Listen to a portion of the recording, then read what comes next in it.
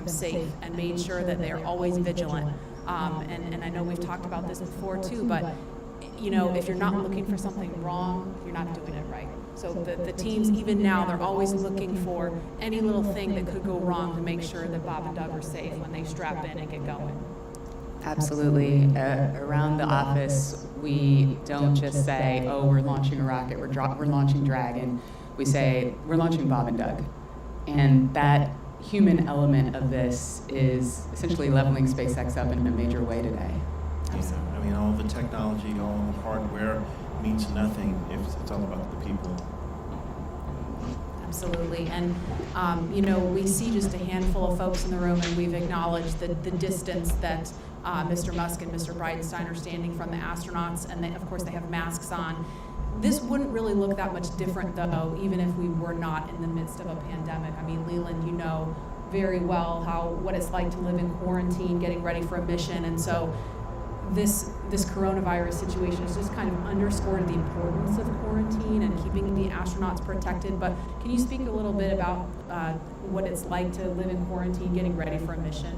Yeah, we started quarantine about a week before, before we can come down to the Cape to get ready for launch. And I think that everyone around you that comes to the crew dinners, they have to get checked by the doctors. And so we really make this a very serious thing, even without a pandemic going on. But I think once we get down here, like we have these crew parties for our families, and we can't go to the parties, we have to FaceTime into the parties, but that's a very serious thing. We only see our spouses at the beach house and have a dinner and celebrate this momentous moment, but it's a very serious thing, even without pandemics going on. Absolutely, and obviously Doug Curley and Bob Behnken are two of the best at what they do, and it's starting to really sink in that the mission is on as you see them in their suits there. It's getting real. It's getting real. So I remember the very first time that I saw Bob and Doug in these suits at a crew training event at SpaceX. Not only did they look really awesome, astronauts tend to look pretty cool, but the suits looked like they were from the future. Our team designed the spacesuits to maximize safety and functionality with a little bit of style. And so here's Chris Trigg telling us how the SpaceX spacesuit came to be. I think one of the things that was important in the development of the suit was to make it easy to use, something that the crew just has to literally plug in when they sit down, and then the suit kind of takes care of itself from there. So the suit is really kind of one part of the bigger Dragon system. It's really part of the vehicle. So we think of it as kind of a suit-seat system. So the seat that the crew is in and the suit are in a lot of ways working together. And so it made sense that we were designing Dragon in-house to also design the suit. Our spacesuit is completely designed in-house. It's built here in Holland, California, the same building as the rocket. The spacesuit is custom made for each crew, and that is to maximize the safety. Are in a lot of ways working together. We definitely wanted to innovate. We wanted it to look inspiring, but first and foremost, we wanted it to be safe and reliable. The spacesuit's primary purpose is to protect the crew in the unlikely event that the cabin were to depressurize. But the suit does a number of additional things. It provides cooling and communication to the crew inside of the suit. It provides them hearing protection, and the outer layer of the suit is flame resistant, so it provides flame protection as well. When the crew gets in the capsule, they get in their seats and they plug the suit into the umbilical that's attached to the seat. And the umbilical is providing everything that the suit needs. So it provides the avionics or electronics for communications, it's providing the air to cool the suit, and then it also provides gas when needed to pressurize the suit. So it's really a single point that lets the suit do all the things that it needs to do. We designed the helmet in-house. The helmet serves a number of different functions. Obviously, it's protecting the crew's head and it's retaining gas like the rest of the suit, but it also houses the microphones as well as the valves that are regulating pressure in the suit. We had to design the gloves so that they would work with the touchscreens, but the gloves also still had to do a number of other things like the rest of the suit. So all of those things had to come together within the glove. It'll be obviously really amazing to see Bob and Doug in their flight suits, and I think one of the things that's cool about the suit is it's not just a piece of hardware, it's not just a suit, it's a very personal thing. It's Bob's suit and it's Doug's suit. And so seeing the two of them in their suits using it in flight will be just a really amazing thing. Hey, now that you've had a look at the development of the spacesuit, we thought it'd be pretty cool to show you where our astronauts train to be able to fly on board Dragon. Yesterday, Dan and I had a chance to spend some time in our crew training facility here in Hawthorne, so let's take a look. So we are up in the crew training area. This is right where Bob and Doug have been training over the last several months and even years to get ready for this flight. There's a couple of things in the room that we're going to show you real quick. We're going to start off with the cockpit simulator. Now, there are 4 seats inside of Dragon the way it's configured. The 2 in the middle are where the commander and the pilot seat. So this is the commander seat. This is where Doug Hurley is for this flight. And this is the pilot seat. This is where Bob Bankin is. Once they're in their suits, they can plug them into the seats. They get communications, breathing air, pressurized gas for the suits themselves. Everything just integrated into Dragon systems. But most importantly, right in front of them, we have this set of 3 displays. And these are the touchscreen displays that give them access to Dragon. This is their window into their spacecraft. They're able to see all of the different systems. They're able to take control of Dragon. They're able to see where they are over the Earth or in relation to the space station. They're able to see even when thrusters are firing. And if you keep your eye on this little dot, you've been hearing some background noise. We actually have recorded noises of those thrusters that they're able to hear and see in real time while they're training. There's also some hard-coded buttons for some of the more important things, like the pyrotechnics, if they need to cut the main parachute after they land in the water, and of course the launch escape system. So they spend a lot of time in here just getting familiar with Dragon's control systems, but you need a bigger picture. You need to put it all together. And to do that, we can come over here where you just want something a little more higher fidelity, where you have everything from the seats, the displays, the cargo, all of it, just to really make sure you're training so by the time you get up to space, it feels like you've almost been there before. And that's where we're going to find Jesse. Oh, hey there. I was just training for my next mission to space. But since you're here, let me show you around. This is our flight simulator, which is basically a one-to-one replica of a Crew Dragon vehicle as far as the functionality and the interior. So the astronauts can get suited up, they can practice entering and exiting the vehicle, they can climb into their seats and actually get strapped in. These seats recline back so that they can access these display panels, which are actually functional. And then they can practice flying the vehicle, manually docking with the space station. They can open and close the hatch, and basically by the time they get to a day like today, they felt like they've already done the mission 100 times before.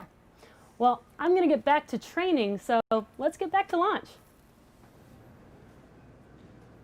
We're coming up on T-minus 3.5 hours, and all continues to go well for today's launch. Now at the launch pad, Falcon 9 is powered on.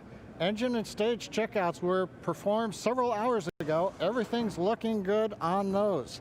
Now we're currently monitoring telemetry and pressurizing the gas storage vessels on board both the first and second stages. And as I mentioned, the good news is there's nothing significant to report on the rocket. Now on top of the Falcon 9 in the picture there, behind the crew access arm is the Dragon spacecraft. The spacecraft is ready for the crew who you saw suiting up. They'll be walking out here shortly. We'll bring that to you. Functional checkouts of the spacecraft were performed in preparation for the crew arrival. Most recently, the Dragon propellant system was pressurized to the final flight pressure just about an hour ago. And currently, all spacecraft systems are go. Right now on the pad, you can see some silhouettes in the access arm.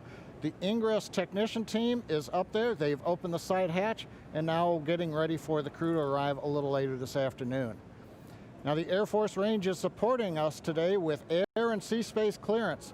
They've got no issues at this time. We're also releasing weather balloons. The initial balloons have been released. They don't give us a go for launch, but they start to tell us that things in the upper altitude are acceptable if this trend continues.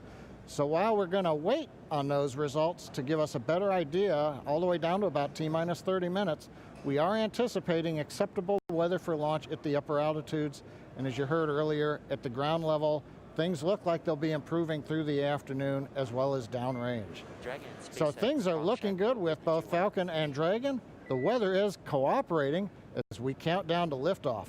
And we want to see where you're following today's launch from. So let's jump over to Tahira at our social desk. Thanks, John. And I can tell you the excitement is really building online.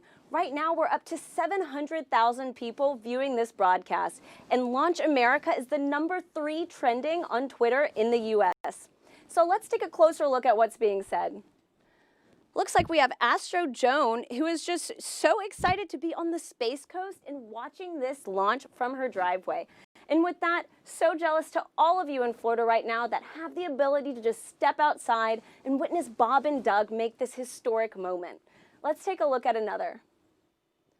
So we have Dave Farrell, and this is the Dave Farrell, the bassist from Linkin Park, which is just sick in general.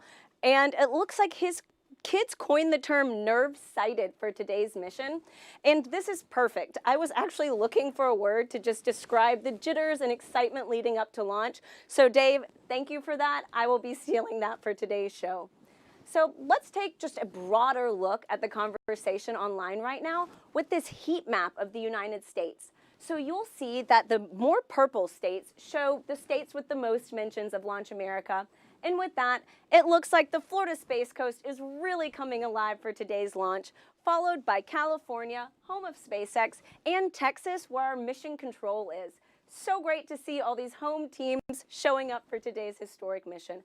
I want to toss it back to Florida, though, because I have to reiterate, if you have a chance to go to Florida and watch one of these launches in person, it's great. But I watched my first one last that's year. going to be the biggest concern, uncrewed at least test here, flight of today's mission. is the And lightning even then, and whether or not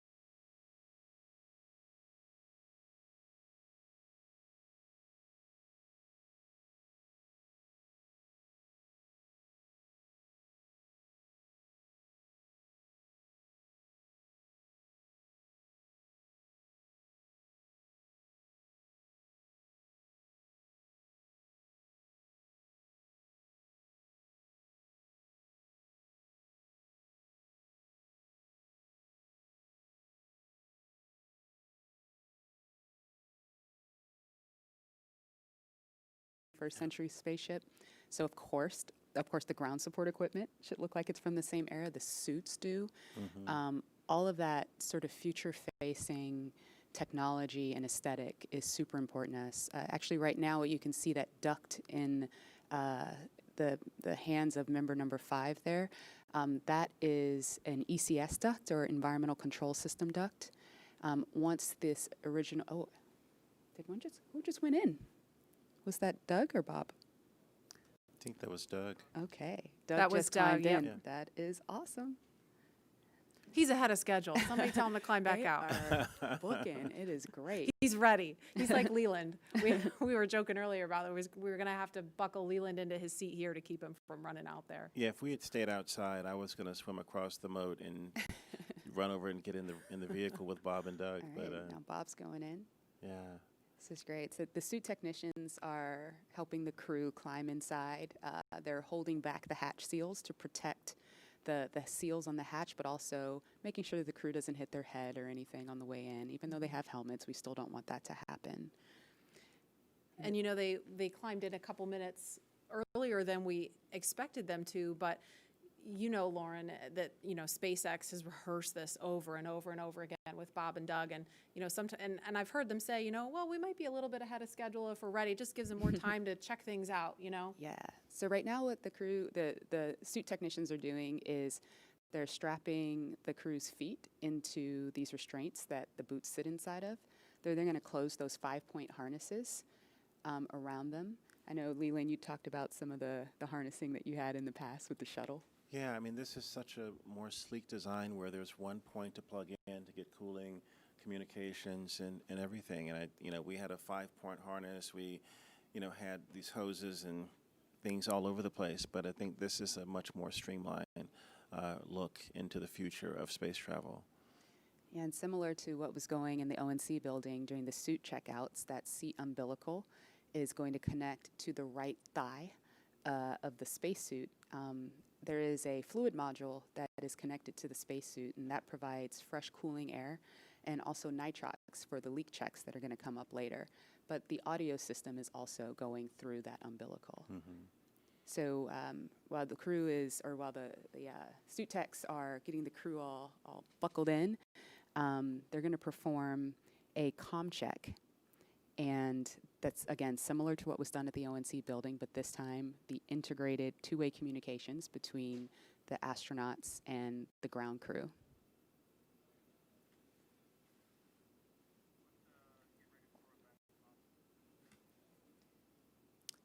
And we're going to head back to Hawthorne now, as we just saw Bob and Doug ingress Crew Dragon. Dan?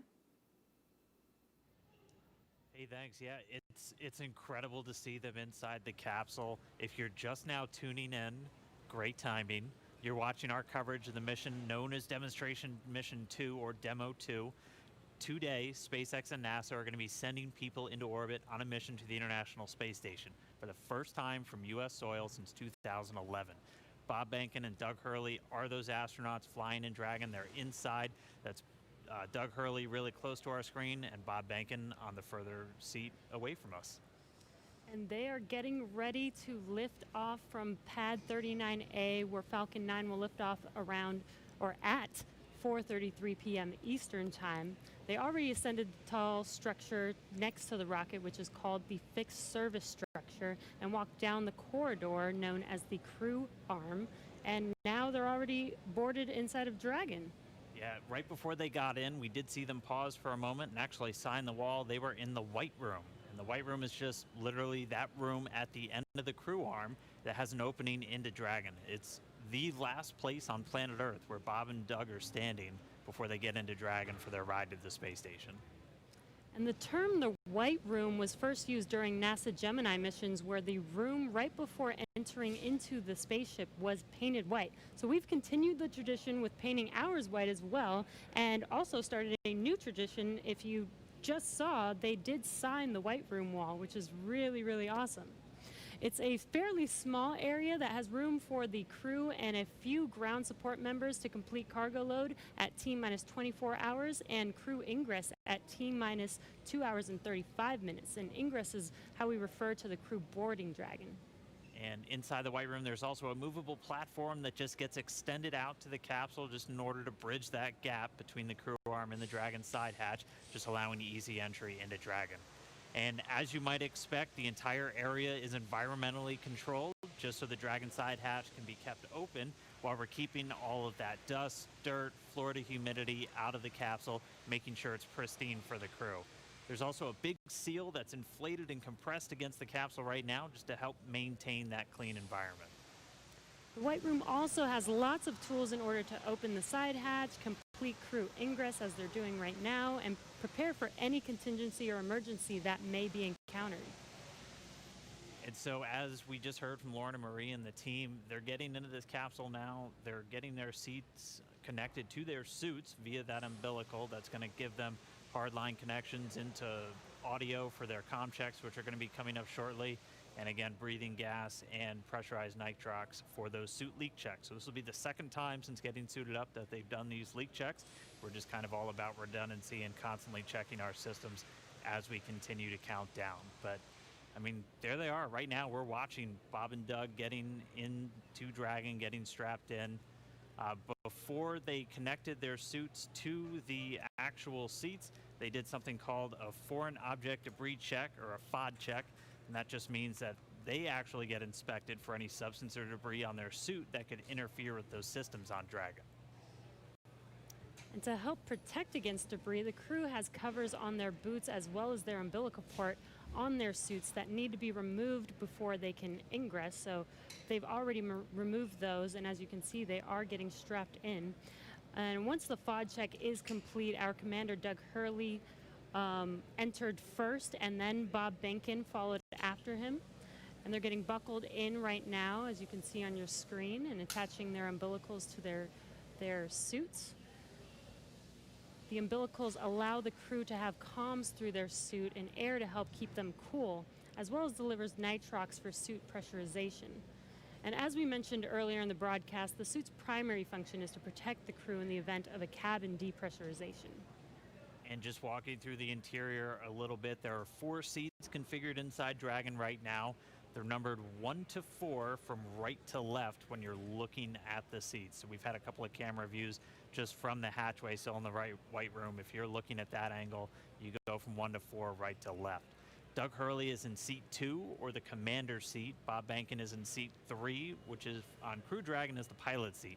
And then obviously nobody is in seats 1 and 4 today. Crew Dragon is designed to carry 4 astronauts on these future NASA missions, and we met 2 of the Crew 1 members and heard about their other 2 crew members a little bit earlier.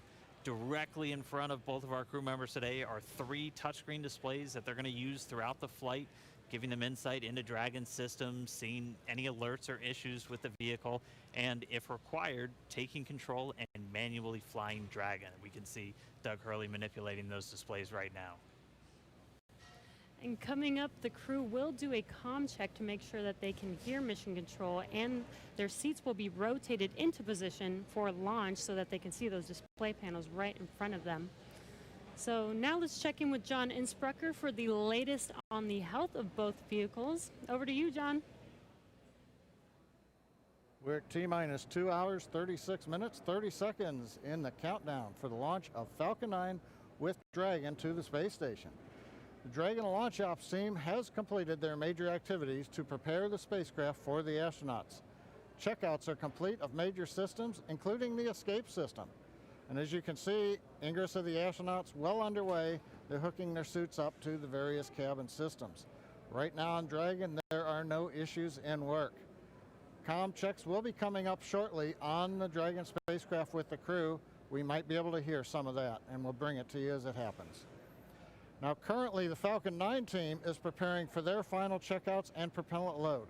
Checkouts are due to begin at T-minus 2 hours. That's when the majority of the launch crew will actually get on console officially in Fire Room 4 at Kennedy Space Center. Currently on Falcon 9, all systems are go. The Air Force Range continues to report no problems with air and sea space clearance. Everything's looking good. Roadblocks are up around the launch pads. The weather forecast continues to be acceptable, but something we're going to watch all the way through. We're not only looking at weather at the launch site, but we are looking around the world. We need to make sure conditions are acceptable if Dragon has to splash down in the Atlantic in case of an escape. We're also monitoring contingency splashdown locations if the crew had to come back to Earth before docking with the space station. Right now, those conditions are getting better as we go through the day. At the launch pad, things continue to be a 60% probability of violating the conditions, or 40% chance, if you're an optimist, of good weather. But right now, the clock is continuing to count down. All systems are go. We're just inside T-minus 2 hours, 35 minutes. All right, now as Bob and Doug finish their ingress procedures and get comfortable inside Dragon, we're going to continue to listen for those comm checks. They should be coming up in just a little bit. But right now, I'm joined now by SpaceX's Jessica Jensen and Lars Blackmore just to discuss a little bit more about what make Dragon and Falcon 9 a 21st century launch vehicle. So first off, thank you so much for joining me today. Jessica, I'll start with you. Yeah. Walk me through kind of Dragon's life history and how we got to where we are today. Sure. So Dragon was designed from scratch 12 years ago by SpaceX. It was designed to carry cargo to and from the International Space Station.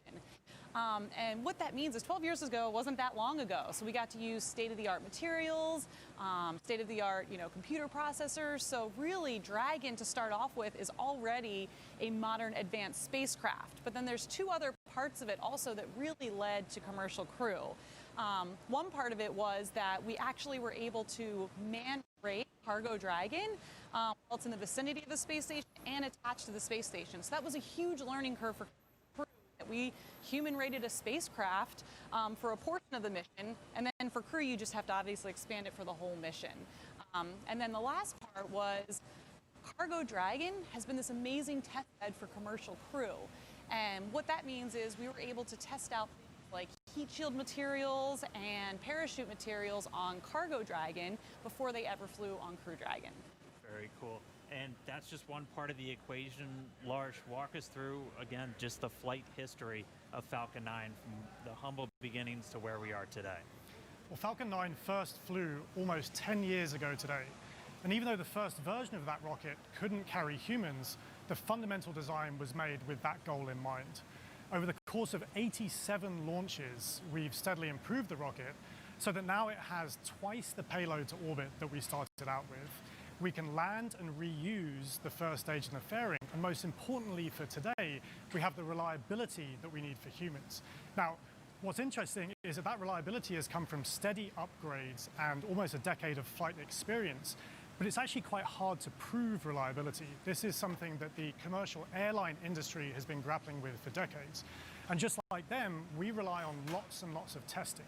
So for instance, if you take the Merlin 1D engine, that has to fly for about 6 minutes continuously to get to orbit. We took one of those and ran it for more than 250 minutes to get the statistical proof of reliability that we need.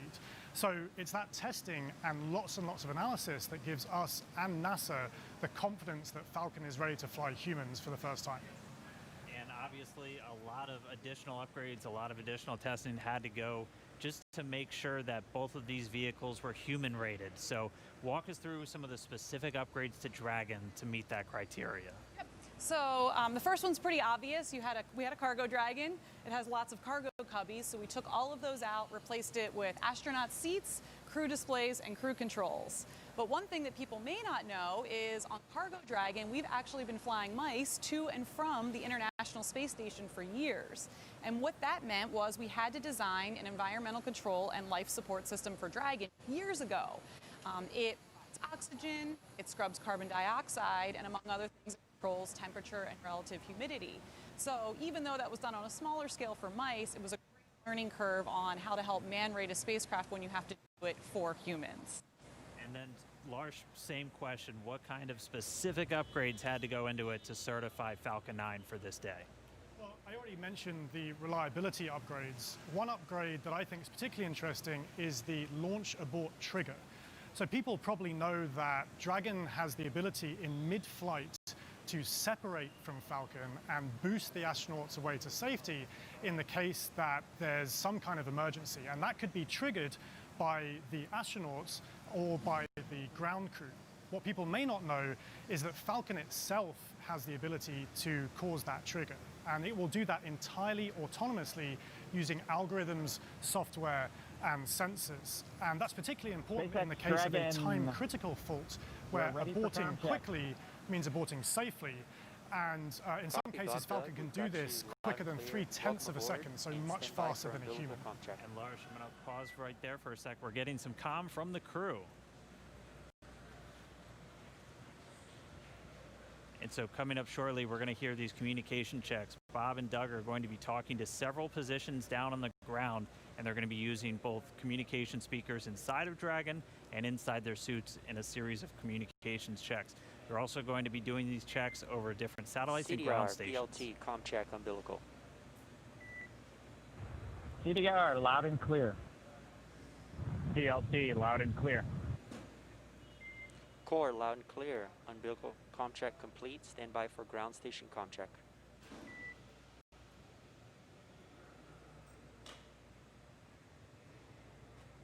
And you'll hear him referred to CDR as Doug Hurley, that's the commander, PLT pilot, that's Bob Bankin. And so that first one we heard was through the umbilical, so that communication linked directly into their suit. Now they're going to do a communication check over the ground stations. We'll also hear one over TDRS, that's the tracking and data relay satellites. Same satellites we use to talk to the International Space Station, that's what we'll be using to talk and track Dragon throughout its entire flight.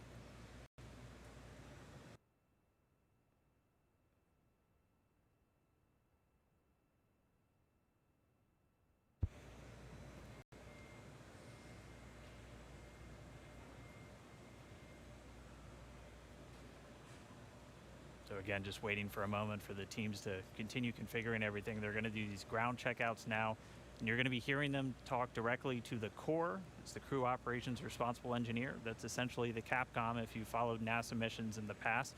It's a position right here in Hawthorne at SpaceX Mission Control, which is just a few feet away from us, where the team's going to be watching over Bob and Doug for their entire flight. That's where the main person whose job it is to talk to them is going to be sitting. We'll also hear them do some checkouts with the launch director down there at the Cape inside firing room 4.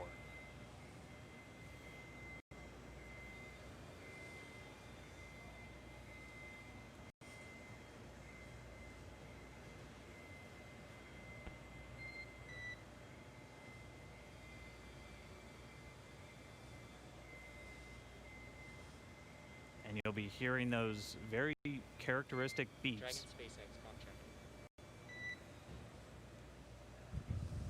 SpaceX Dragon, weak but readable. Copy, we have you the same. Stand by, we're still configuring for ground station comm check. Dragon copy.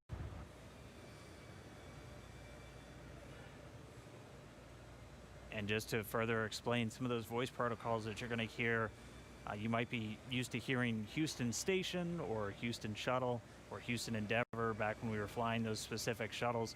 You're going to hear SpaceX Dragon. That's the SpaceX team calling the Dragon team on orbit. And then Bob and Doug will be able to respond.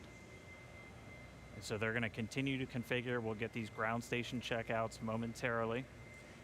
And just a reminder, you're going to hear that very unique beeping sound. That's called a quindar, and that's been something that's been used throughout space-to-ground or air-to-ground communications throughout spaceflight history, and that's really just for teams who are in mission control or supporting a launch know when you hear that sound, it's time to listen. Dragon SpaceX, comm check, ground station. Dragon has a loud and clear, much better, Jay. And core, loud and clear. Ground station comm check complete. Stand by for TDRS comm check.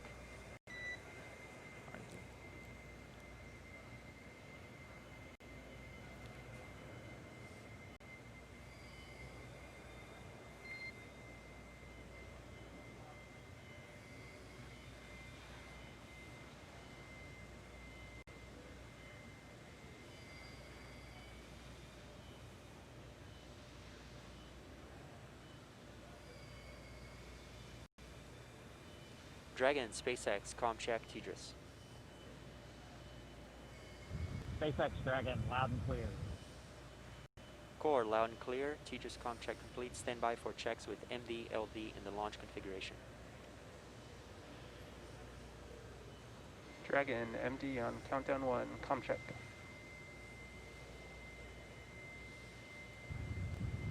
Jason, we've got you loud and clear. How you doing? Doing great. How you guys doing in there? Stand by for comm checks. Great day to launch a spaceship. Agree. And stand by for comm checks over Dragon to ground. Dragon, MD on Dragon to ground. Comm check. Loud and clear. MD, loud and clear. Stand by for comm checks with LD. Dragon, launch director on countdown 1. Comm check. Mike, we've got you loud and clear. Good afternoon. Good afternoon, gentlemen. Let me try on Dragon to ground 1. Dragon, SpaceX launch director on Dragon to ground 1. Comm check. Loud and clear. Have you the same? Dragon SpaceX, launch configuration comm checks are complete. Report when ready for seat rotation for section 2 of 4.100.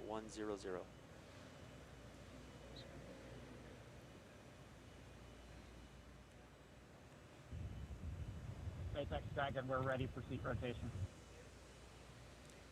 Copy, ready for seat rotation. We will report when initiating.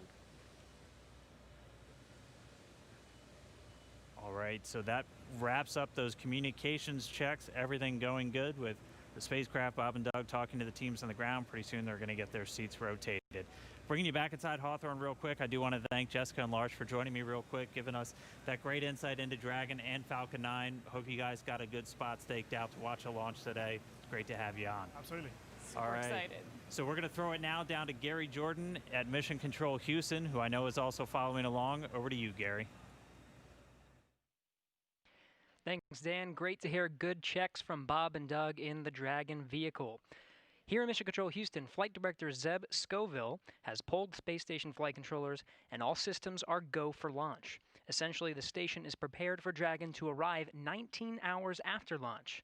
Flight controllers here will continue to monitor the countdown, but really it's up to the teams in Kennedy and Hawthorne to get us to liftoff at this point. So we want to hear your comments as we continue to count down to launch. So let's go to the social desk now. Tahira. Thanks, Gary. So taking a quick look at those numbers right now, there are now 1 million people watching our coverage, and Launch America is up to the #1 trending hashtag on Twitter. So let's take a closer look at what's being said online. Okay, so right now we have Art Alexandria, and it looks like she's got a personal self-portrait, cosmic for sure, in her NASA flight suit. And guys, this is what I'm loving seeing online with this hashtag, is how everyone around the nation is making this launch uniquely theirs. And I want to point out one line in her post that says, "I believe that no matter how far the future is, we are on our way towards it." And guys, I couldn't have said it better myself. That's what today represents. Let's take another look. Oh my goodness. Okay, so right now we have Jessica with her space pup getting ready for liftoff. And guys, I'm not gonna lie, we love to see it. So please, if you have any space pets, comment using hashtag LaunchAmerica. As you can see, everybody is thrilled to be a part of this launch today, and I know of one special guest in particular. I'm so pleased to welcome Diana Cohort of Physics Girl. Diana, I hear you have a burning question for Mission Control, so go for it. Hi, Tahira.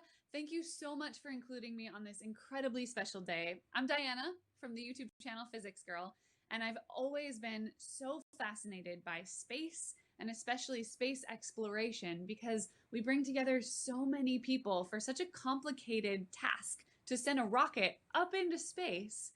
So my question is along the lines of what goes into a mission like that?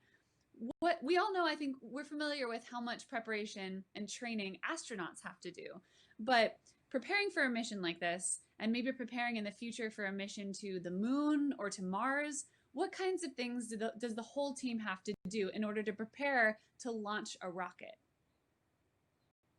So Diana, that is such a great question because I mean, sometimes I think it does get overlooked what all goes into making a moment like this happen. So Gary, what has the team there in Mission Control been doing to prepare for this historic launch? Thanks, Tahira. And Diana, that's a fantastic question. Really, the operations here are not just starting today. There has been a lot of training and a lot of simulations that have been going into preparing for this moment. Really preparing and getting everyone familiarized with every step of the mission, from launch all the way through docking, and throwing different scenarios at them just in case something were to happen. Every flight controller you see behind me will be prepared to respond effectively. Now, I do want to make a shout out that it's not just the flight controllers here in Mission Control Houston that have dedicated so much time to this launch. In fact, I've been talking to Zeb Scoville, the flight director here in Mission Control Houston, who said that even before he was a flight director back in 2014, they were working on some of the operations for commercial crew missions. But really, this team expands across the country. You've already seen a lot of people working in Hawthorne, in Florida, in Houston, and really it takes an integrated and dedicated team to make a mission like this possible. Diana, thank you so much for the question.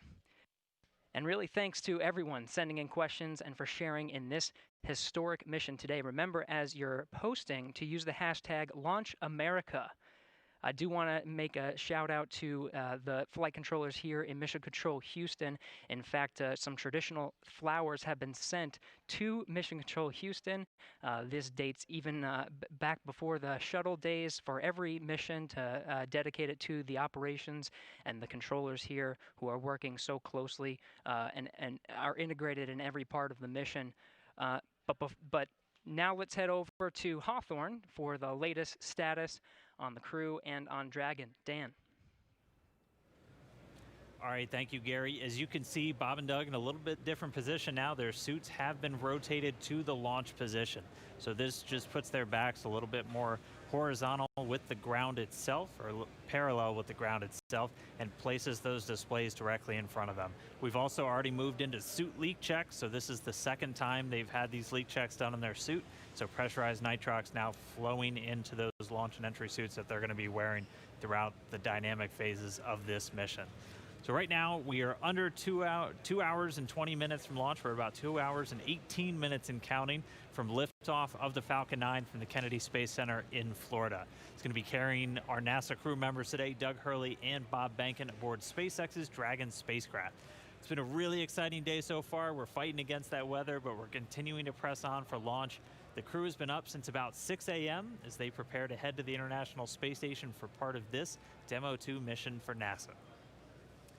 Yeah, and as you can see on your screen, it looks like they're just waiting and getting ready for this mission today. It's been such an exciting day so far.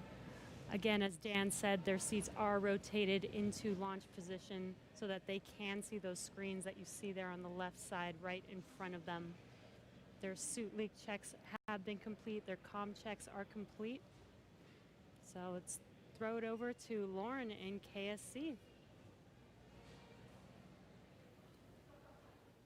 All right, so Dragon hatch close is expected at T-1 hour and 55 minutes, and we are just pretty close to that. It's getting really, really close. So this is one of the the final key visual milestones on that timeline to lift off, the closure of that hatch and locking Bob and Doug inside. Now, we have a couple of special guests joining us with Daryl at the OSB-2 viewing location. That's NASA Administrator Jim Bridenstine and SpaceX Chief Engineer Elon Musk. Daryl? That's right, Lauren. We're here on the 5th floor. We were supposed to be outside on the balcony overlooking pad 39A, but we have come indoors due to the weather. But we are here with two titans of space. And though it might look like this is a reunion of a 90s boy band, it is not. We are socially distanced for good reason. But we are here to talk about space. And I want to thank you both and tell you both it's a privilege and honor to be with you today. We're going to start off with you, Jim, and ask you a couple questions here. I want to ask you, first of all, it's been almost 3 years that you were sworn in as NASA Administrator, and you knew from the very first day that you would be right here at the Kennedy Space Center in this moment when a commercial partner was ready to launch. Tell me what it's like to be leading NASA at this very moment. So I want to be clear. I did not know that when I got sworn in. I will tell you, a lot of folks said it couldn't be done.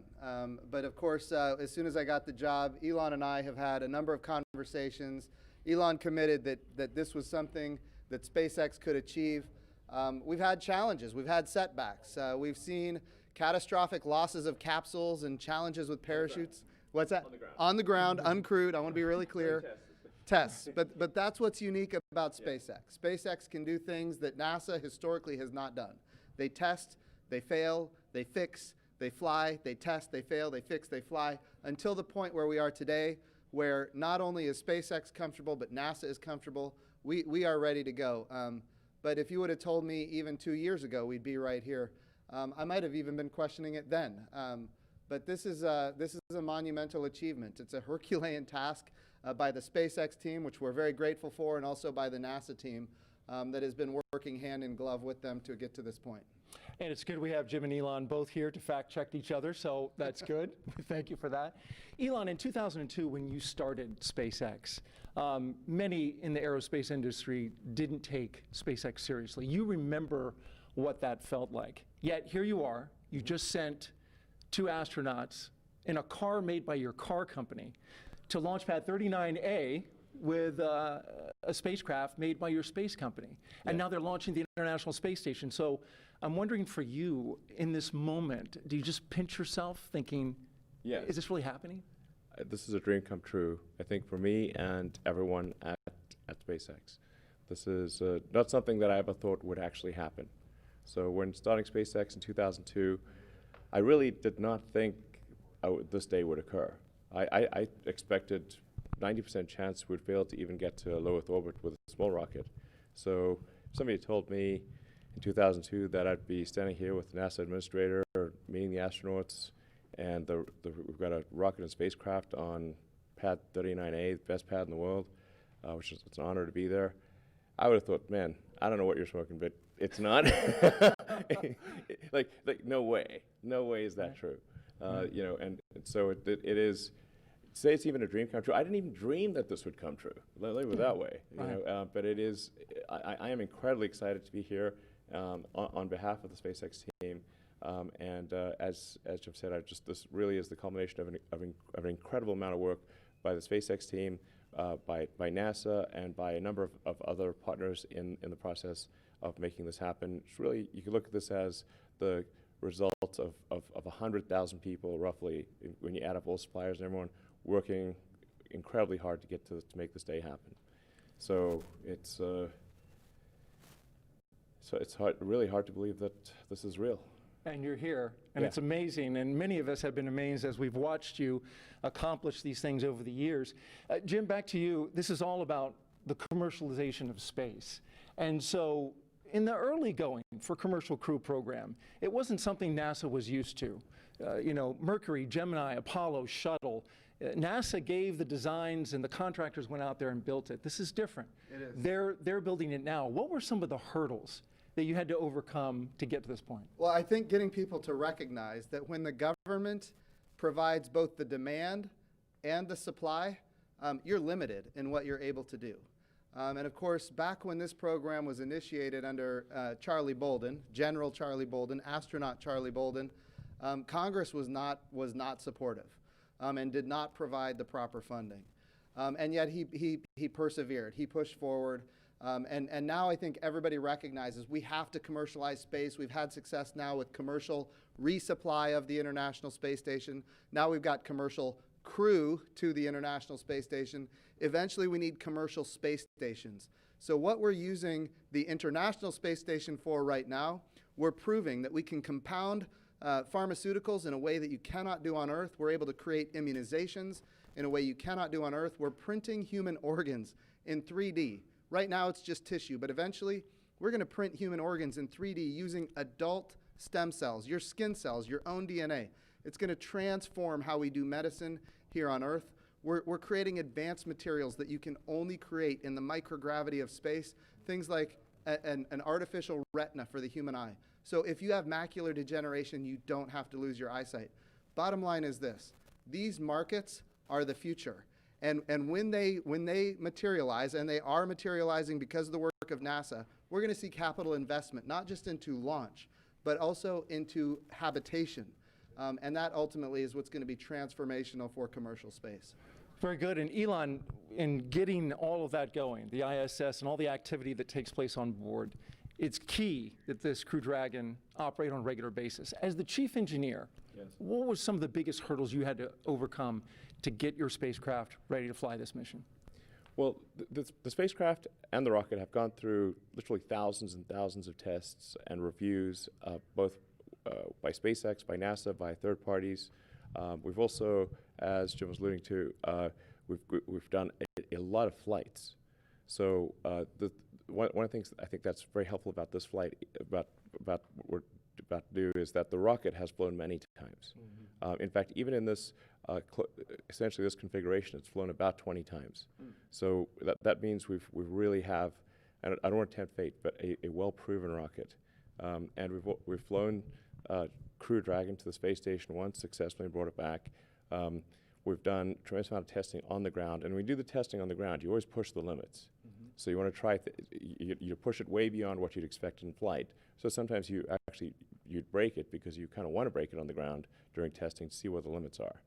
So this is a result, like I said, of thousands of tests, of thousands of design hours, and a tremendous number of smart people working incredibly hard to make this day happen. And you've got 2 astronauts on board now. Yes. Do you feel that responsibility? Yes, absolutely. I felt it, I think, most strongly when I saw their family just before coming here. And did you say anything that you can share? So we've done everything we can to make sure your dad's come back okay. Thanks for sharing that with us. Jim, you had some words with the astronauts. What was your take on how they were feeling? I will tell you, Doug Hurley, Marine Corps test pilot, of course, veteran of multiple space shuttle missions. Bob Benkin, flight test engineer, United States Air Force, again, veteran of multiple space shuttle missions. This is not new to these guys. All I could do is convey to them how much all of America appreciates what they're doing, that the entire world is watching, and just how grateful we are as a nation. And I will tell you, their demeanor is loose. They are ready to go. They were joking around. They're talking about what they had for breakfast and how it might come up later.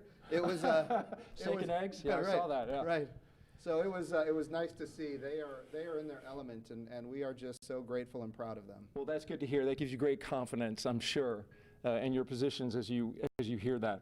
We're going to go to a social media question, and we've got this question coming from Brooklyn.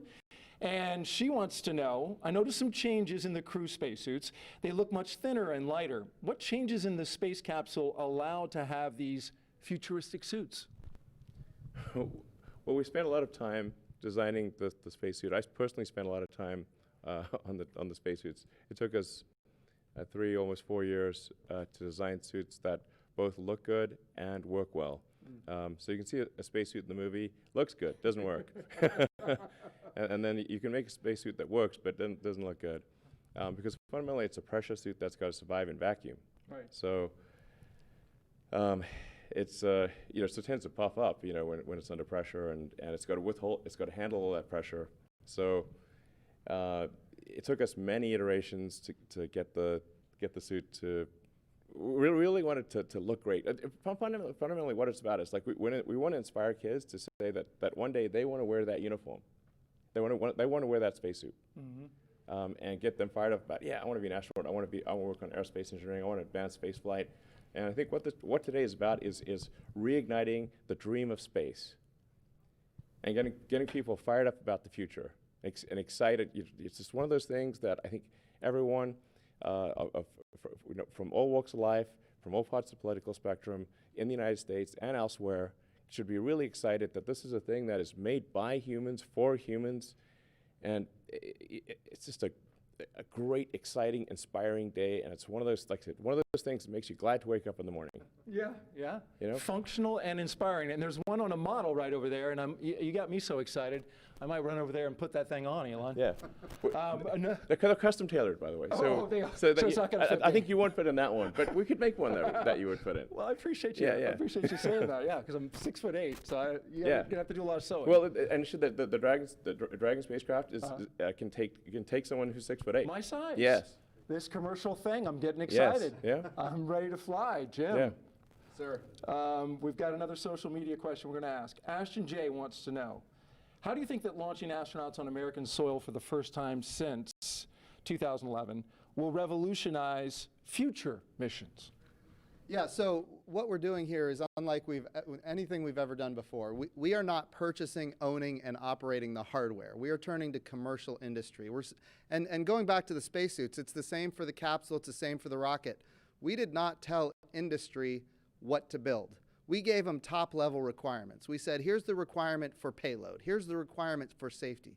And then we let the innovators, commercial industry, American commercial industry, innovate. And they came up with solutions that had never been dreamed of before. And that's the success of this program. So we're really revolutionizing how we do spaceflight. And I really think when we look into the future, we're going to see these models of doing business with public-private partnerships apply not just to low Earth orbit, which is what we're doing today, but we're taking this model to the moon and even onto Mars.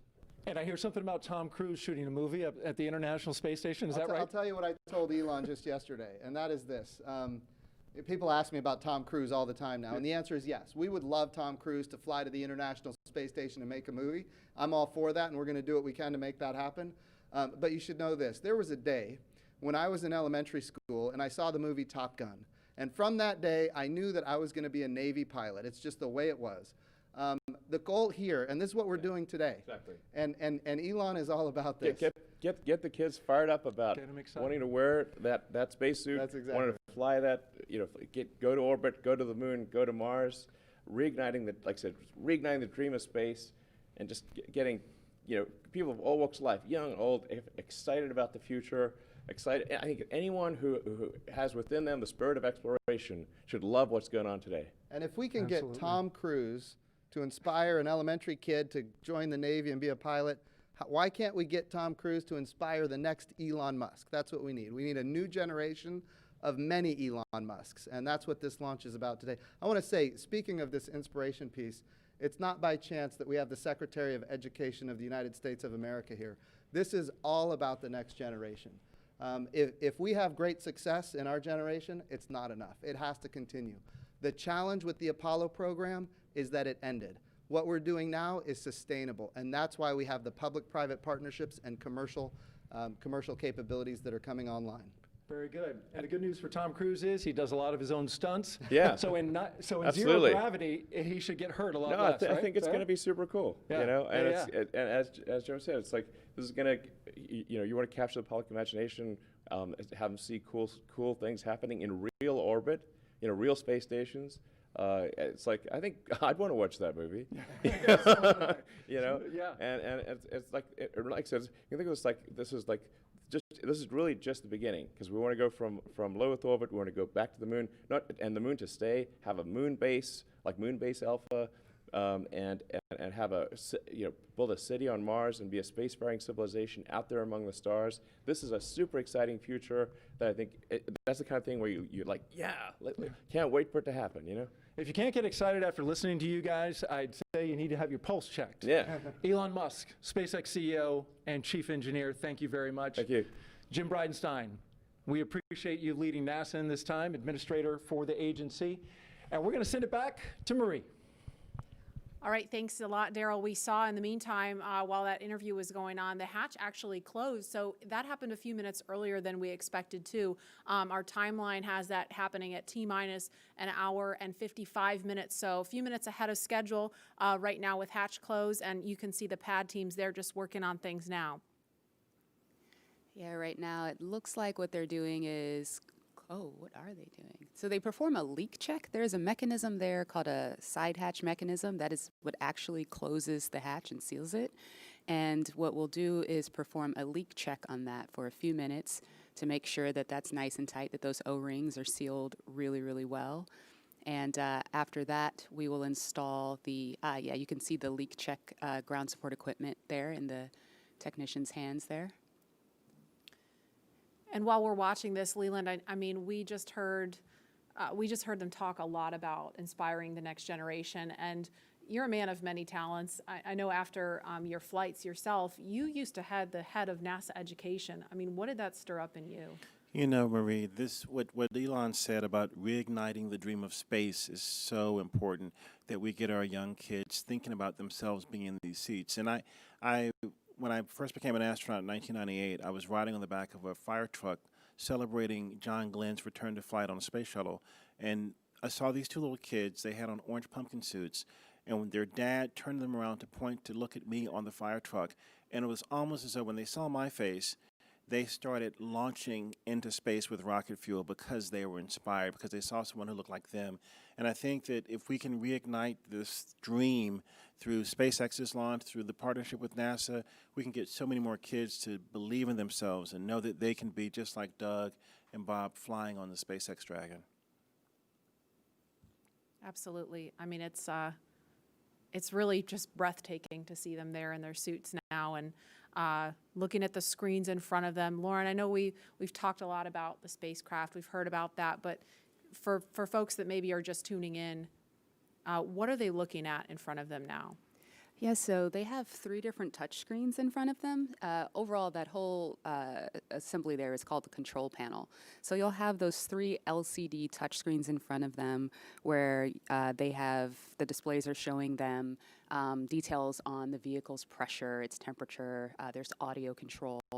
That center screen has the procedures that they're going through today on day of launch. You can also see the vehicle's attitude. You can see its velocity, its apogee, its perigee, its inclination, details on the status of the hatch, the thermal control system loops, basically all the cool stuff that helps them have situational awareness of the vehicle.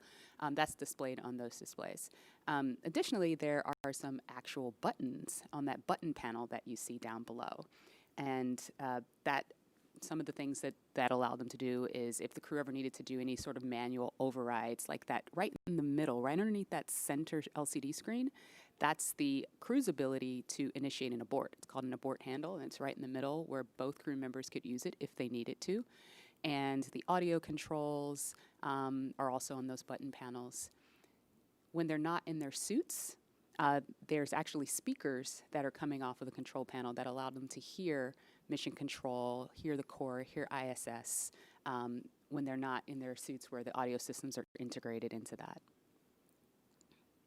And we see them using the touch screens now. Leland, what's your take on this? Because this has got to look totally different from what you were looking at during shuttle.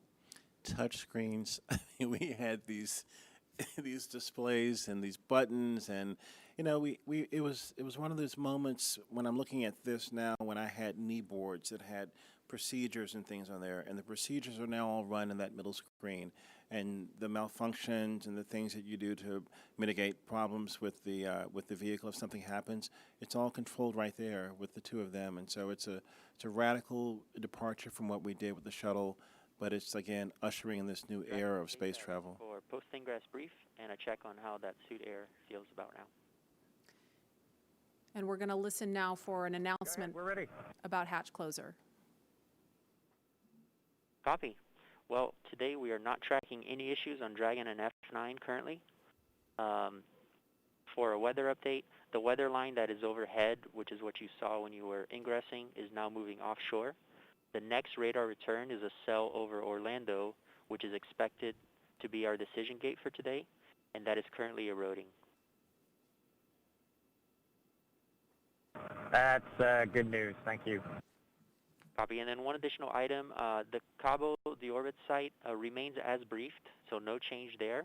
But I do want to make you aware that that is slightly west of Cabo for go weather. So you just want to target the longitude if needed. Okay, Dragon copy, slightly west. We'll target the longitude, and the suit air has cooled off, so we appreciate that as well. Copy, outstanding. Let us know if you have any questions, and we'll keep you posted as the closeout team completes the leak check. Dragon copy.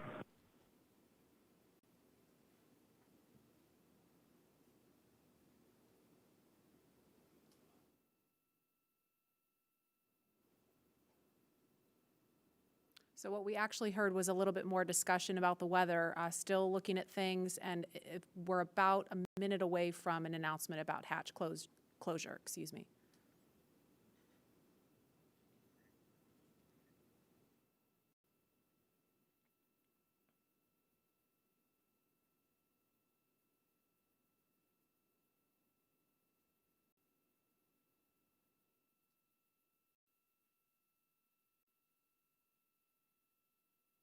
If you're just joining us, we're at T-minus 1 hour, 55 minutes and counting, and we're expecting an announcement to confirm hatch closure in just a few seconds.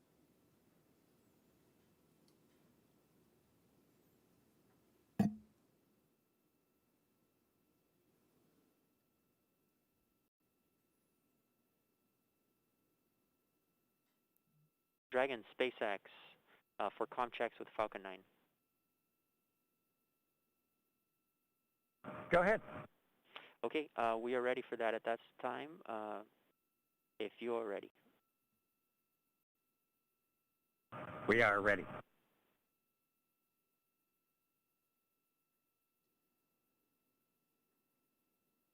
All stations up on countdown net for section 54.49, F9 responsible engineer, communication check with the crew.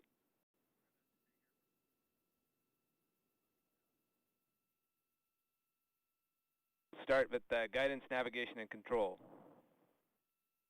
Dragon GNC on countdown 1, comm check. GNC Dragon, loud and clear. GNC loud and clear. Stand by for comm check by the propulsion engineer. Dragon, prop on countdown 1, comm check. Prop Dragon, loud and clear. Prop, loud and clear. Stand by for comm check with the avionics engineer.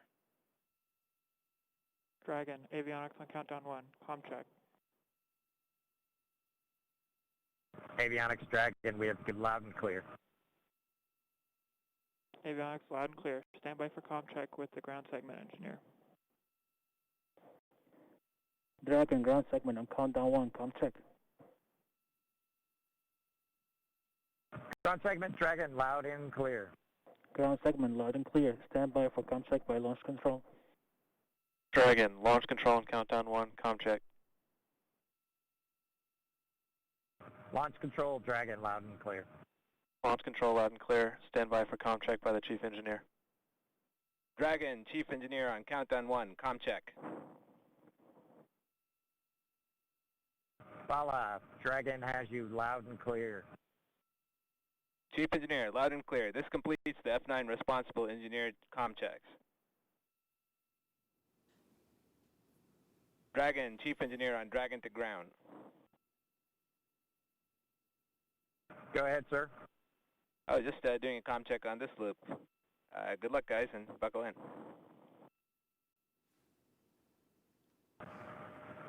Thanks to you and the F9 team, Bala. We really appreciate it. Thank you. Thanks, Bala.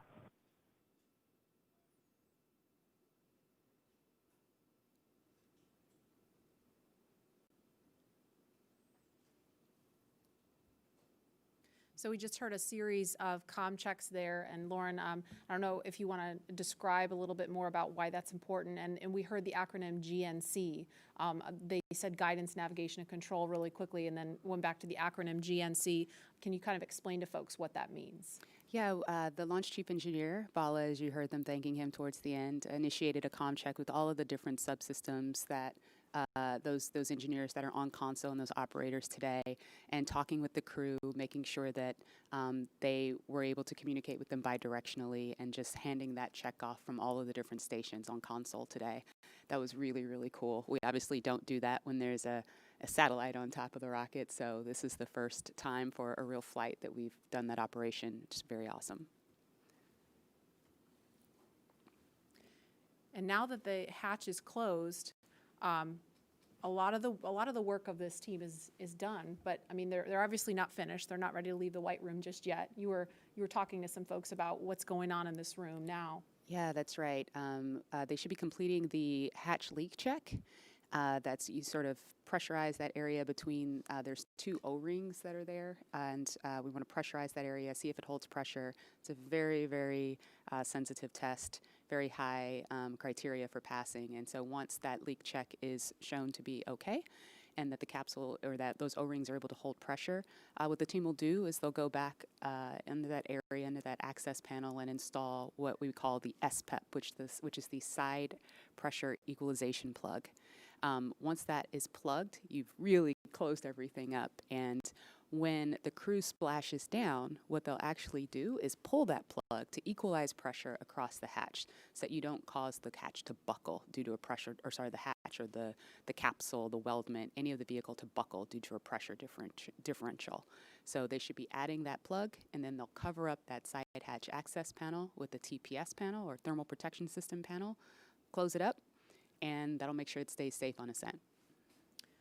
And now, obviously, we're looking at a view from the outside, the top of Falcon 9 and Crew Dragon. We can confirm a good side hatch leak check.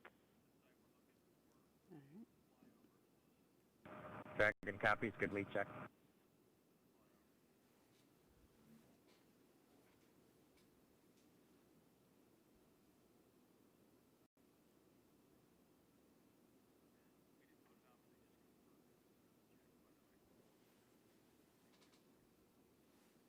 And we just heard confirmation of a good leak check.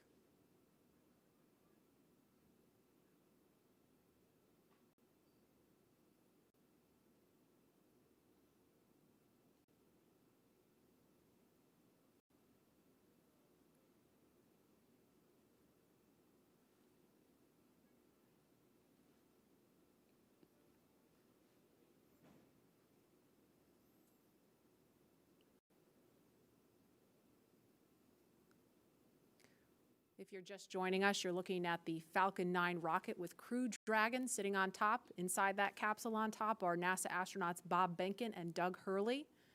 And we are inside of 2 hours until liftoff, if the weather holds up.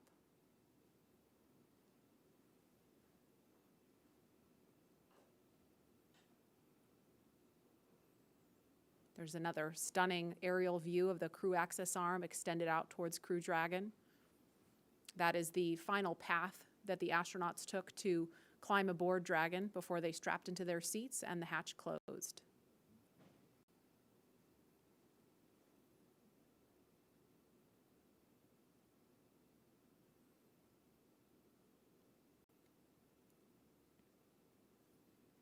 And no doubt Bob and Doug are focused on the mission ahead, but you know, we also heard the administrator and Elon Musk talking about how they've been kind of jovial and joking around. And Leland, you kind of mentioned to me during that segment that that's really important. It really is, Marie. When we were in the vehicle, after we got to this point when the hatch was closed, we were all going back to those moments of our training, you know, when we were going through, you know, ascent and entry training on the shuttle and just different phases of flight that we would be going through. And we would think about some of our instructors who got us there. You know, in our crew notebooks, we would have names of people that were very impactful in making sure that we were perfect in our training. And that looks like a view of Air Force One. Flying near Launch Pad 39A for a special guest to have a special view of the astronauts on the launch pad. President Trump on board, making his way to Kennedy Space Center to hopefully view a launch at 4:33 this afternoon.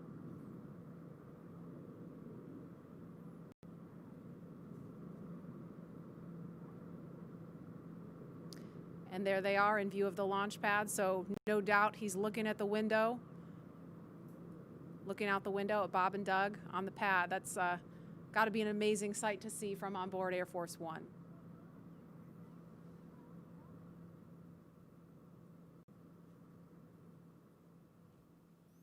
And we are at T-minus 1 hour, 46 minutes, 22 seconds and counting from launch.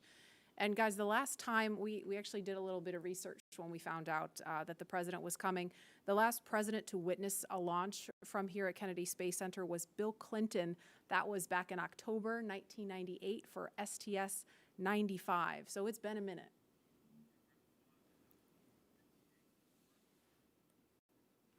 Okay, and we are about 56 seconds away from the, oh no we're not, we have an hour and 56 seconds away. Never mind. Instead, we are 1 hour and 45 minutes away from launch. And Tahira, you are there with the social teams. I bet you're seeing some excitement on all the things we just saw on the screen there. Hey, Lauren, I mean, like you said, things are really ramping up on social media right now, especially seeing that hatch close and also just watching this flyover happen. We are up to 1.7 million viewers across all of our social media channels. And let's check out what people are saying on Twitter right now. So it looks like we've got more creativity still going on. Some people are crying with pride in Houston, feel it. We even have Elizabeth Banks, who from the Hunger Games, that's awesome. We have more just good luck and well wishes for Bob and Doug across the nation. This has been a constant online today, which is so great to see. More just future astronauts and kiddos getting excited. We even have the band Bastille tuning in for launch. This is awesome. And just looks like more people standing by to witness this historic launch today. And so, guys, on top of what's being said on social media, we've also got a lot of well wishes from everyone across our country showing us what today means in their creative way. So let's take a look at that video. I am so ready to launch America.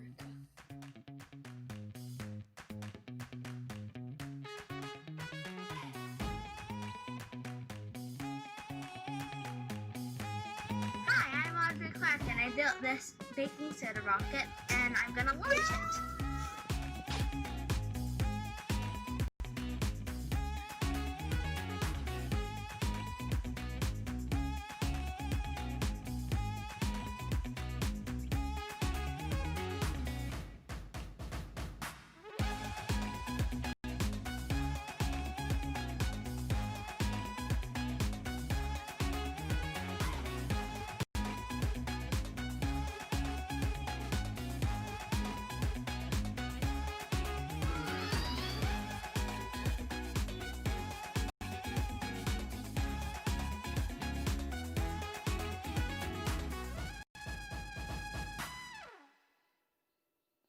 Wow, I mean, guys, just look at everybody excited for today's launch. If that doesn't get you pumped, like, come on, let's go. We even got to see astronaut Snoopy in there, which is a personal favorite of mine. I actually have my lucky Snoopy pin here. You probably can't see it, but he is literally my spirit animal. Anyways, guys, get excited. The time is almost here. And with that, let's toss back to Lauren at Kennedy. Lauren. Thanks, Tahira. Tahira likes the Snoopy. I like the little girl doing the worm, Leland. She wasn't doing the meatball. She was doing the worm. There's someone out there doing the meatball, I'm sure. I want to know what that looks like. No, I don't. I don't. Clearly, this is capturing the attention of people all across the country and the world. So please continue to join the conversation by using the hashtag #LaunchAmerica across Facebook, Twitter, LinkedIn, and Instagram. And we've had the opportunity to share with you a lot about the SpaceX Crew Dragon vehicle the crew is sitting in right now, a lot about the crew themselves and the significance of today as the official return of human launch capability to American shores. And now we want to turn our attention to where the crew is going, the International Space Station. And for that, let's take you to Mission Control in Houston. Gary? Thank you, Marie. The International Space Station is an incredible facility whose construction, operation, and ongoing science, all these efforts have been made possible by an unprecedented international collaboration. So to tell us more about the space station, we have International Space Station Chief Scientist Kurt Costello with us. Kurt, welcome. Gary, thank you. It's an amazing day to be here to talk to you about this historic launch to the ISS. It really is. Now, many viewers may not realize that there is a laboratory that's the size of a football field, 250 miles above the Earth, and that it's been there for nearly 20 years conducting revolutionary science. Can you share with us more about what the space station is and what it's accomplished so far? Sure, Gary. Over those 20 years, we've conducted over 3,100 experiments on board this space station. Those 3,100 experiments have been done by over 4,100 investigators and represent the work of over 108 regions and countries. The work going on the space station is not only there to help us with our exploration goals for how to go further into space, but also to bring back benefits for Earth and to produce a commercial marketplace in low Earth orbit. All three of these objectives, along with the international cooperation that it took to build such an amazing laboratory in space, are great examples of the objectives of the ISS program. Kurt, we know that today's mission is critical to providing us with a steady cadence of operational flights. But why is it so important for us to have this capability from a research perspective? That's a great question. Today's test flight brings us to the beginning of the commercial crew program, a commercial crew program which will raise our occupancy on the U.S. segment of the space station to 4 astronauts. And that 4th astronaut comes as a real premium to doing research on the space station. The tasks don't get particularly more intensive to do systems and maintenance, so that 4th astronaut, that time becomes dedicated to performing more science. In fact, enough time that it will essentially double the amount of crew time we have to perform experiments on board station. The return to U.S. soil also brings us the ability to return samples more quickly and get human samples back down to the ground more quickly as well. Kurt, you're talking about all this great research, you're talking about scientific experiments, but what would you say to someone who's watching this and thinking, this isn't relevant to me, I'm never going to space, I don't do science? What do you say to those people? Well, again, one of the focuses is on the ISS benefits for humanity. And for all of us who've been stuck at home during the COVID-19 pandemic, we've been wondering, wouldn't it be nice to have more bandwidth? Why does the internet slow down? Some of the research we're doing on board space station, particularly into Z-band optical fiber, is using the fact that we don't have sedimentation in a microgravity environment to develop new materials that will help us build more perfect fiber optic cables, which will allow us for better bandwidth and lower cost in implementing networks here on Earth. And then if you're not really a tech geek, maybe your interests lie more in human health. And then we have multiple experiments going on to help us develop new drugs, new treatments on board the ISS. Pharmaceutical companies are working on methods that allow us to crystallize proteins in space in a more purified and more standardized method. And this could lead to monoclonal antibody suspensions that we can treat through injection instead of a painful infusion. We also are developing studies into our capability to produce tissues and organs in space. Again, because you don't have sedimentation, there's a capability there to produce more realistic tissues that can someday possibly be used to prevent human disease. Now, Kurt, I know they have some cargo going up with them, but I understand they plan to bring some science back. That's right, Gary. A lot of their cargo going up with them are crew supplies and EVA supplies to support them if they have to do EVAs on board. But the cargo they'll be bringing down is science, and it comes from across the spectrum. We have student experiments in seeds that will be returning with the Crew Dragon. We also have a number of experiments that are dependent on their samples returning in frozen lockers on board the SpaceX Dragon to be able to do the science there. Those include rodent research tissues from the National Lab Rodent Research 17 mission, and also our veggie experiments, which are experiments in growing plants in space that will be needed when we go to more distant locations like the Moon and Mars. International Space Station Chief Scientist Kurt Costello, thank you so much for your time. Let's hear now from one of the next astronauts to fly to station on a Crew Dragon, talking with Marina Jurica. Marina. Thank you so much. I am so honored to be a part of today's momentous launch. My guest is no stranger to the International Space Station and will return there for the first time in nearly a decade for his 3rd space flight with the Crew 1 launch expected later this year.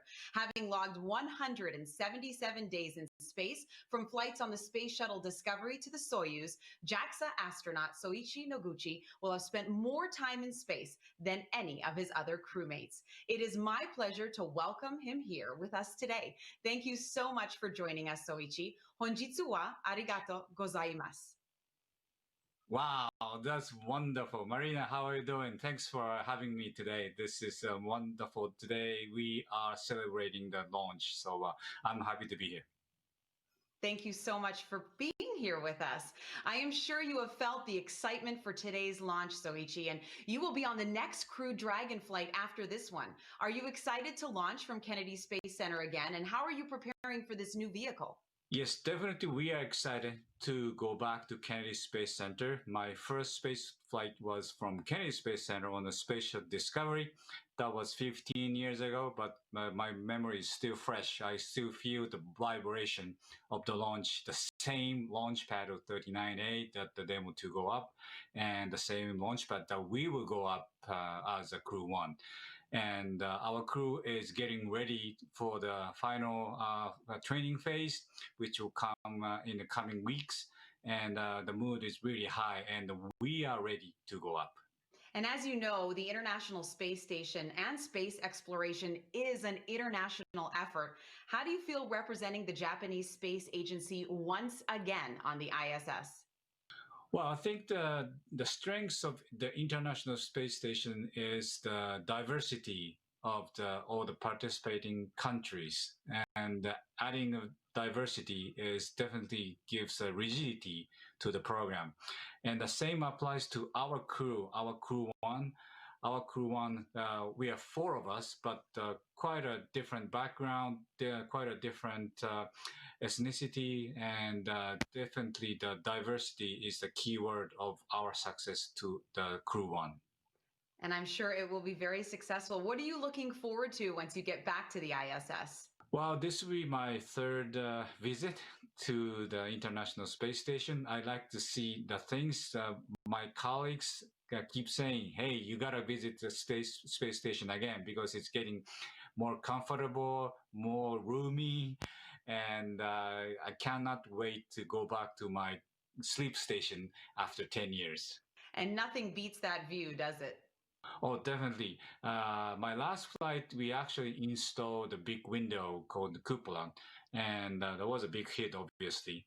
This is the #1 leisure time for astronauts, and I'm ready to shoot as many photos as I can this time as well. Amazing. I will look forward to seeing those photos. I'm sure you remember exactly what it feels like in these moments right before a launch. What do you think Robert Behnken and Douglas Hurley are feeling right now as they prepare to head to the ISS? Well, Doug and Bob's space shuttle veterans, they know the drill. They have launched. They experienced the launch before, so I think they're pretty relaxed. And so far through my training, I learned that most of the steps before the launch is quite similar to what we have in the space shuttle days. So different suit, different vehicle, but all the necessity steps to go up into the capsule should feel similar. So I'm pretty sure they are relaxed. Of course, they are very excited. I'm sure they are. Gokatsu yaku o oinori shite imasu. Honjitsu wa arigato gozaimashita. Thank you so much, Soichi, for joining us today. Oh, Marina, you are so good. Domo arigato. And we'll both enjoy the beautiful lunch today. Thank you very much for having me. Bye-bye. Bye-bye. Good luck with your launch later this year. And as the excitement builds towards launch, I will send it back to you.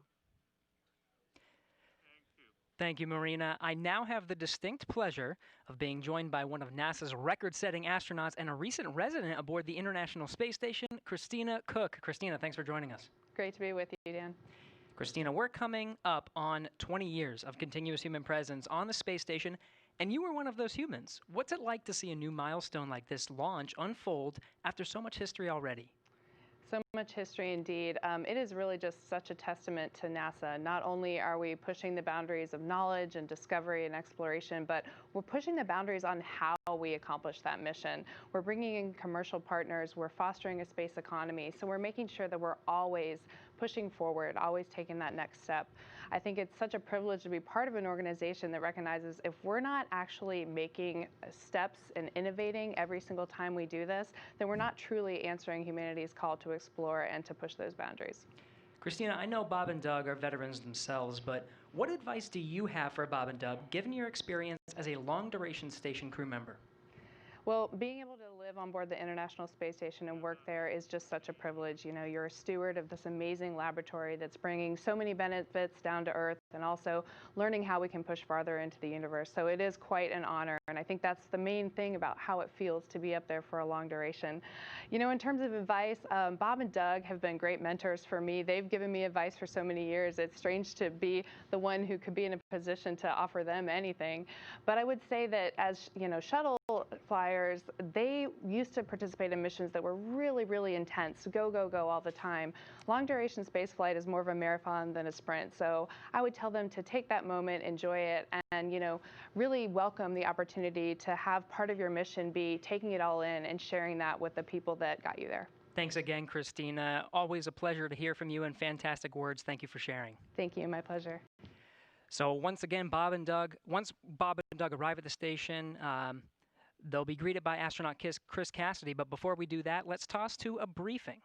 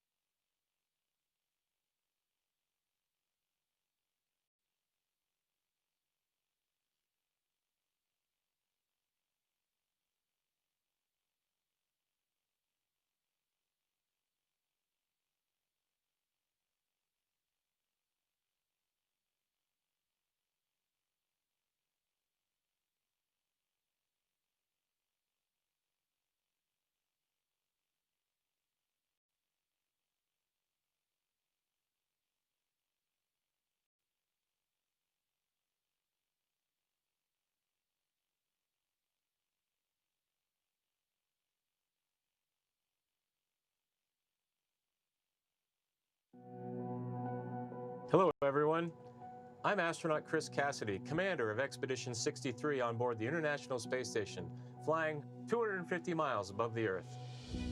Like you, I'm excited about today's launch and the possibilities it will bring to America and to the world. But also, I'm very excited that two close friends will be arriving and joining the crew. I had the privilege of flying with Doug Hurley on both of our first shuttle missions back in 2009. Together, we came to the International Space Station and helped construct the amazing facility that it is today. Although this will be my first mission with Bob, it was my honor to follow him as the chief of the office when he left back in 2015 to begin training for this amazing mission. Personally, I've been very fortunate to fly in two different spacecraft. Launching from America on the shuttle, and most recently launching from Kazakhstan in the Soyuz. But I can't tell you how exciting it is to know that we're once again launching Americans from the coast of Florida. And finally, here's a story I'd like to share with you. Back in 1981, John Young and Bob Crippen launched on Space Shuttle Columbia, the very first space shuttle flight, marking the last time we flew Americans on a brand new vehicle.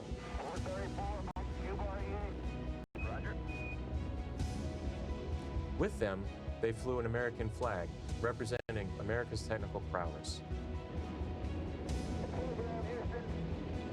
Roger roll, Atlanta. 30 years later, that same flag was flown to the International Space Station. This flag remains here today, waiting for Bob and Doug.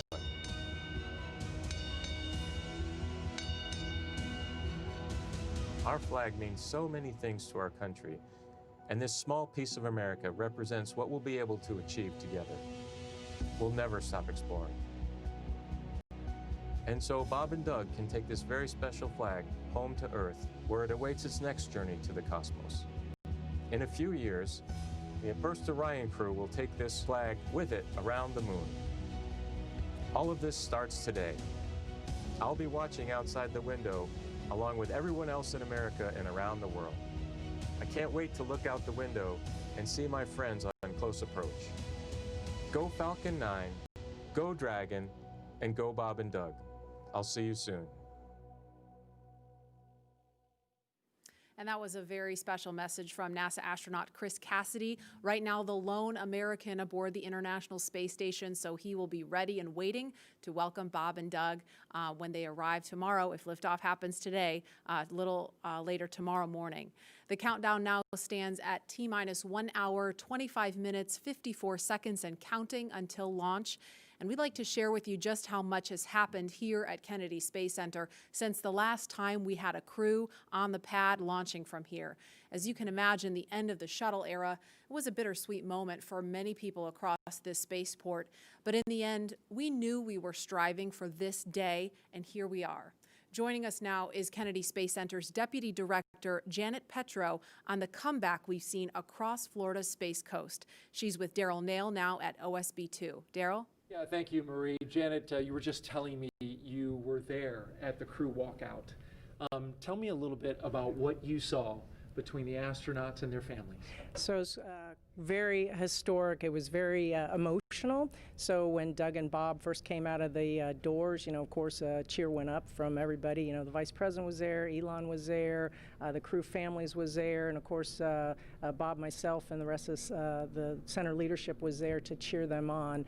But then, you know, when they came out and then they went to the families, and Bob Benkin said, "Virtual hug," and he shouted out, "Virtual hug," and he did this motion, and of course his child also did that virtual hug, and so I guess that's the tradition of doing a virtual hug with the families.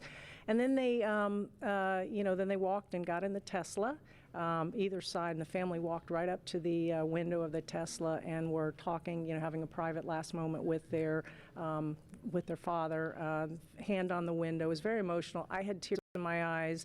I don't know how many other people had tears in their eyes, but it was really a special, emotional moment, and everybody was, of course, wishing them well. A lot of I love yous, a lot of Godspeeds, a lot of Ad Astra, you know, take care, all of that. So it was very special.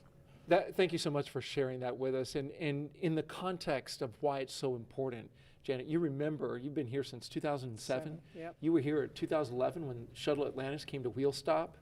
I've talked to my uncle and father who worked out here. You know, layoff notices went out like the next day when the shuttle came to a stop. It was a very sad time. Bob Cabana, the director here, called it depressing. Tell me about that time and how far we've come.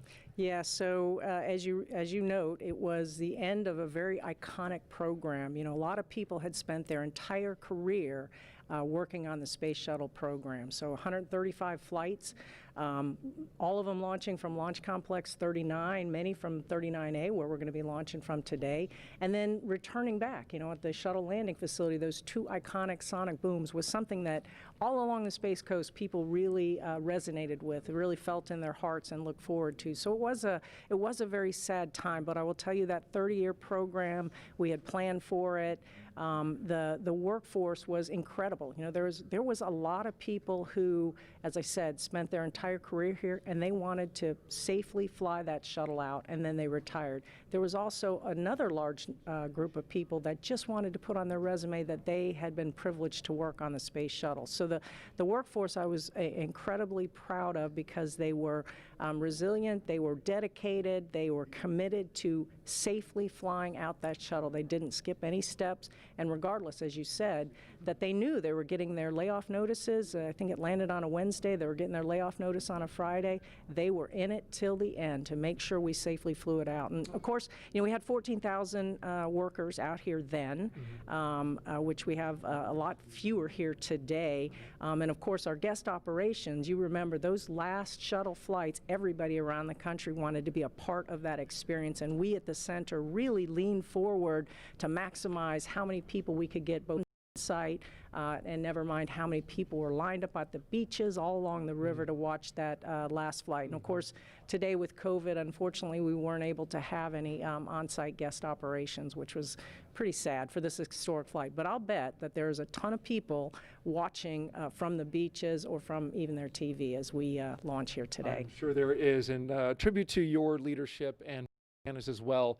Getting things turned around here as a multi-user spaceport, getting the commercial entities in here. We appreciate all that you've done to make that happen. Janet Petro, appreciate you being here. Thank you, Daryl. All right, Marie, we'll toss it back to you. All right, thanks, Daryl. And as NASA and SpaceX have worked for years to get to this moment, today's mission opens the door to an entirely new era in human spaceflight, not only for astronauts, but someday for the general public as well. From the beginning, it has been our mission at SpaceX to help make humanity a multiplanetary species. And today's mission is an important step towards that goal. The key to opening up space access for people like you and me is reusability. Without it, traveling to space is just far too expensive for the average person to do. Imagine how expensive a flight from LA to New York would be if you had to throw the plane away after a single trip. A lot. Yeah, exactly. That ticket would cost hundreds of millions of dollars, and almost no one could ever afford to fly. Both the Dragon spacecraft and the Falcon 9 rocket are designed to be reusable, which not only improves the reliability of the vehicles in that they're flight proven again and again, but it also drives down cost. This is essential to enabling not just a handful of people, but rather hundreds of thousands of people to get out there and to explore the moon, Mars, beyond. And I, for one, it is my dream to visit Jupiter's ocean moon, Europa. Leland, you're one of the lucky Earthlings that's had the opportunity to get off the planet and go explore. Where would you like to go next? You know, Lauren, I think I would like to go to Mars and, be there for, about a year each way and then a year on the Martian surface. But the one condition I would have to have, my pups would have to go with me. Because it's about exploring new places, but taking your family with you. We have these crewmates that are people that you get to know and love, over a course of training, but it's nothing like having your family with you. And I think that's something that we're going to be seeing in the future, people living and working on other planets as a family. I think there are a lot of people who want to see your dogs with you in space. Well, we've seen them in an official portrait. I know that the dogs came in with you to take a picture in your spacesuit back in the day. Yeah, there it is. Well, we kind of snuck them in. No dogs allowed at NASA. Well, they had their moment. They sure did.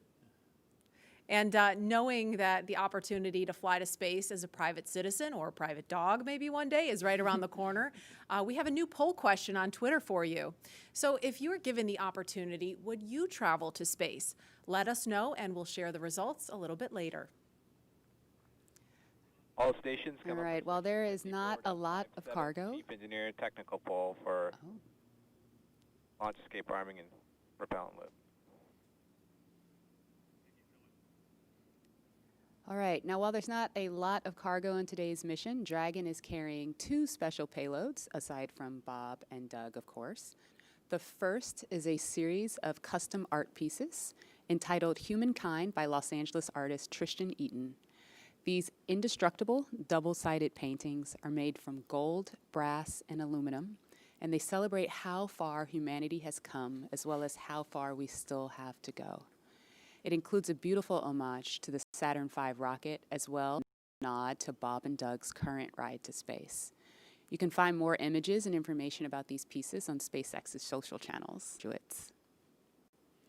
I am so proud of what we're doing today, and I think about regular people flying in space on a SpaceX rocket one day. When I first went to space, I thought my primary task of installing the Columbus laboratory would be my aha moment, but it was when Peggy Whitson invited us over to the Russian segment to have a meal. She said, "You guys bring the rehydrated vegetables, we'll have the meat."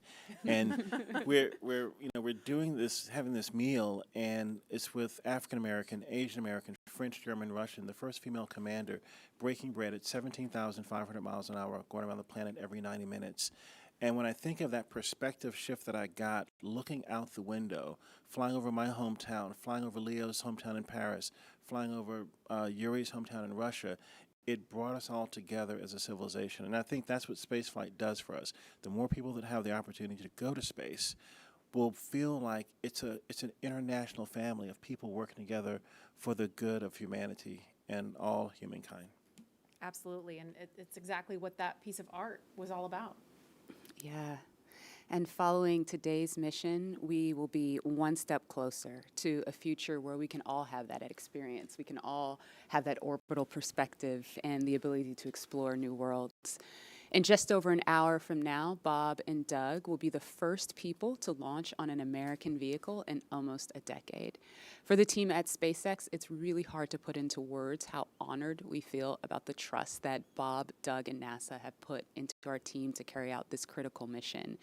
I worked on Crew Dragon for 2 years, and I can just imagine what all of my friends and colleagues are thinking right now as they sit in anticipation and excitement for what's to come. Absolutely. And speaking of those who have carried the hopes and dreams of science and exploration, we have a few shout outs to share with you from some big fans of NASA and SpaceX. Wow, we're making history again. The NASA program. I am there with you guys in spirit. Bob, Doug, good luck. I know you'll be fine. I'll be watching and got everything crossed, arms, legs. I'm tied in a knot. Can't wait for you to get back safely. This is the first time a U.S.-built rocket has taken people into space in 9 years. It's quite an accomplishment. So for us at the Planetary Society, more rockets means more exploration. More people in space means more exploration. More countries involved in the endeavor of spaceflight means more exploration. This is how we know the cosmos and our place within it. So congratulations, SpaceX. Here's wishing your team, and the crew especially, a safe journey and the joy of discovery. Let's go. And a big thanks to William Shatner and Bill Nye for those well wishes. And while we're keeping an eye on the pad, we want to bring in NASA astronaut Rex Walheim. If that name rings a bell, it's because he flew 3 space shuttle missions to the International Space Station, including the final one by Atlantis, STS-135. He was one of the last 4 people to ascend the tower at Pad 39A and head to space, and he currently is Deputy Director of Safety and Mission Assurance at Johnson Space Center in Houston. Rex Walheim, thanks for joining us. You and Leland actually flew together. Hey, Rex We did. Dog. Great flight. Really enjoyed flying with Leland. Hey, old dog. Rex, you flew on the final shuttle mission, we said STS-135 with Doug, in fact. What's it like seeing him in Crew Dragon right now? It's great. This is what we've been looking forward to. You know, after the end of the shuttle program, you know, it was a very important time where we wanted to transition to this commercialization of space flight to allow these commercial companies to take our astronauts to and from the space station. So in the 9 years we've had since we last landed on Atlantis, we've really worked hard for that. We've worked with our SpaceX partners and our Boeing partners, and here we are. Today's the day. We're taking that first step in this new era. What do you remember most about launch day for STS-135? I think it was just you felt the weight of it. The space shuttle was a storied program, 135 flights, and thousands of people had poured their lives into this program to launch probes to the planets, to launch the Hubble Space Telescope, and then, of course, to build the International Space Station. So you knew the incredible accomplishments of this program, and so you wanted to finish strong. And then when it finally became launch day, you'd finished the studying, you'd worked really hard, and now it was time to kind of soak it in. And I think that's what Bob and Doug are doing right now. They're sitting on the vehicle, talking to each other, listening to the sounds, and feeling the vibrations as it starts up. And it's going to be a great experience for them. Hi, Rex. What is your take on private astronauts going to space? I think it's great. I think the more we can do to commercialize space, to make access easier, the better we are. And I think that's part of this whole program. You get the cost down, then more people can afford it. And you get the cost down, you can do more things in space, more science, more research. And it is a transformative experience to fly in space, and I wish more people could see that. When you look out on the planet, like Leland was talking about earlier, with your crewmates from different countries all around the world, it gives you different perspective. It gives you a perspective that we're all crewmates on this planet Earth. And we kind of get that now with the pandemic. We understand that we're all in this together. And that's what the space program does. And I want to see more people get a chance to see the Earth from that vantage point. And I think it'll bring us all closer together. Hey, Rex, a very serious question here. The worm or the meatball? Leland, I saw you dissing the worm earlier. How can you do that? The worm is awesome. I'm so glad to have the NASA worm insignia back. It's great. All right, well, thank you very much, Rex. We appreciate you. And as we watch the as we watch Bob and Doug there in the capsule, we are an hour, 10 minutes, 57 seconds and counting from launch, and we're going to send it over to Hawthorne for an update. Jesse? Thanks, Marie. We're just an hour and 13 minutes away from launch, and things are really getting ready to pick up here. Since arriving at the spacecraft, Bob and Doug were helped by our closeout engineers to get into their seats, attach their suits to special umbilicals that provide breathing air, pressurized nitrox, and a communication link to Dragon systems. They conducted leak checks, which were successful, and communications checks with the Corps here in Hawthorne, which is the person who will speak to them directly throughout the entire mission, as well as the launch director in Florida. This is where they are checking their comm path through both ground stations and the tracking and data relay satellites that we'll use to talk to the crew the entire way to the station. That's right, and after those suit checks were complete, the closeout team was able to seal up the hatch, which also got its own leak check, and we confirmed that it was good to go.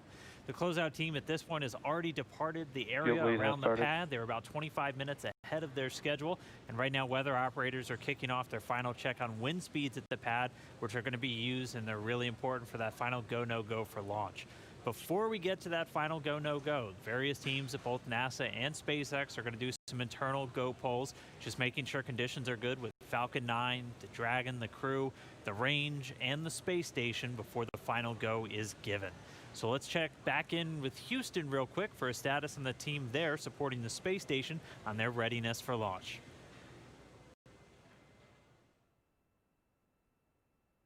In Mission Control Houston, led by Flight Director Zeb Scoville, has been polled, and we're go for launch. All systems on board the station that are required to be healthy for the mission are reported good, and we're standing by. Station power and communication systems are looking healthy, life support systems and thermal conditions are normal, and the trajectory is right on track to ensure that Dragon's flight will meet right up with the orbiting complex as planned. Chris Cassidy aboard the International Space Station is finishing up some tasks, going into his pre-sleep period, and will be able to watch the launch of Bob and Doug. Mission Control Houston will largely be in a monitor mode for the first 18 hours of the flight, with the team here really jumping into the mix tomorrow when Dragon gets in range of the International Space Station and we begin integrated operations.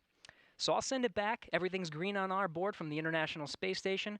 Go Falcon 9, go Dragon, and Godspeed to Bob and Doug.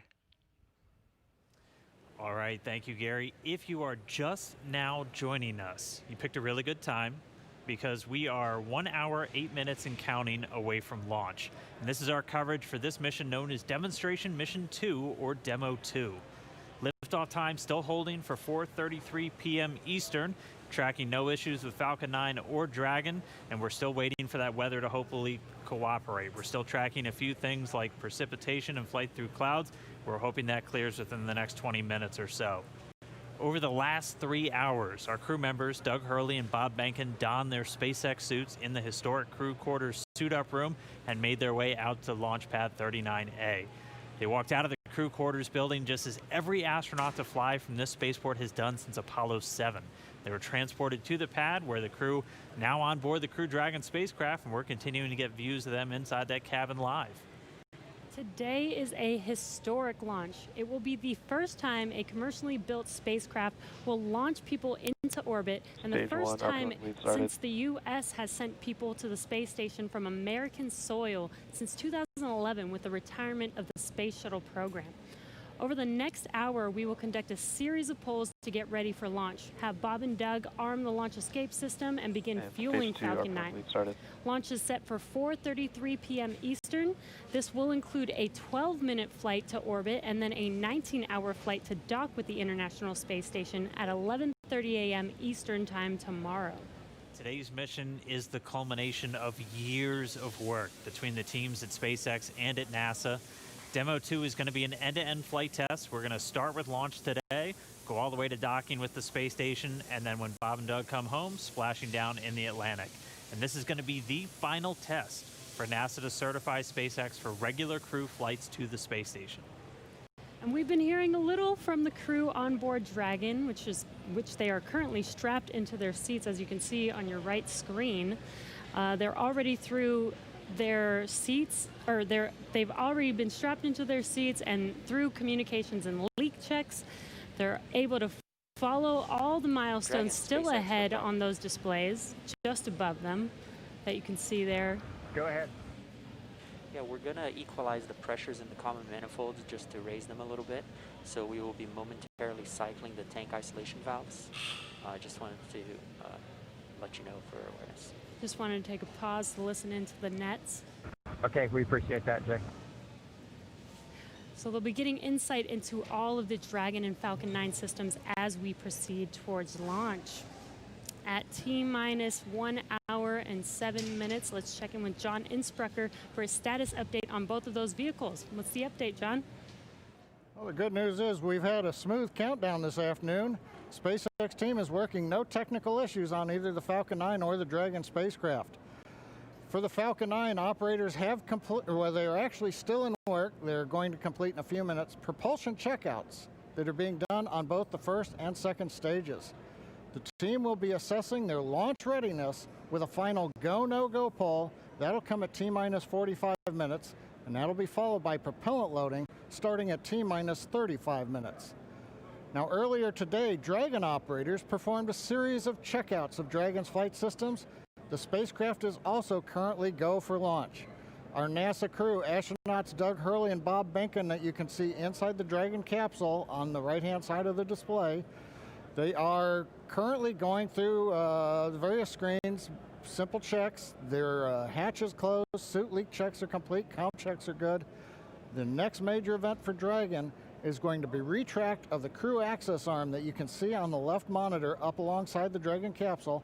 That's going to happen somewhere between 45 and 42 minutes before liftoff. Now, the big one right now is the range. The range is currently red for launch from historic pad 39A. Now, the air and the sea space is clear, and the worldwide network of ground stations, as well as the tracking and data relay satellites, they are ready to support Dragon as it heads into orbit. But the range is red for the weather. We recently did clear, we went green for lightning, but we are still violating several constraints: rain, cumulus crowds, field mills, which is essentially you can tell that the atmosphere is energized around the launch site. We are expecting that we'll possibly clear that. We're going to hear a weather briefing at 1 hour with the expectation that those conditions may clear shortly afterwards and allow us to move into propellant loading. Also, we've been releasing balloons. What we're seeing at the upper altitudes is conditions look good for Falcon 9 with Dragon. No concerns have been expressed by the GNC guidance team right now. Now, as a reminder, today we have an instantaneous launch window at 4:33:35 Eastern Daylight Savings Time, or just past 33 minutes after the upcoming hour. So we get one chance at it today. But currently, T-minus 1 hour and 3 minutes, just passing that. Falcon 9, Dragon are go. The range is ready to support, but now we're waiting on the weather as we've been expecting all afternoon. Thanks, John.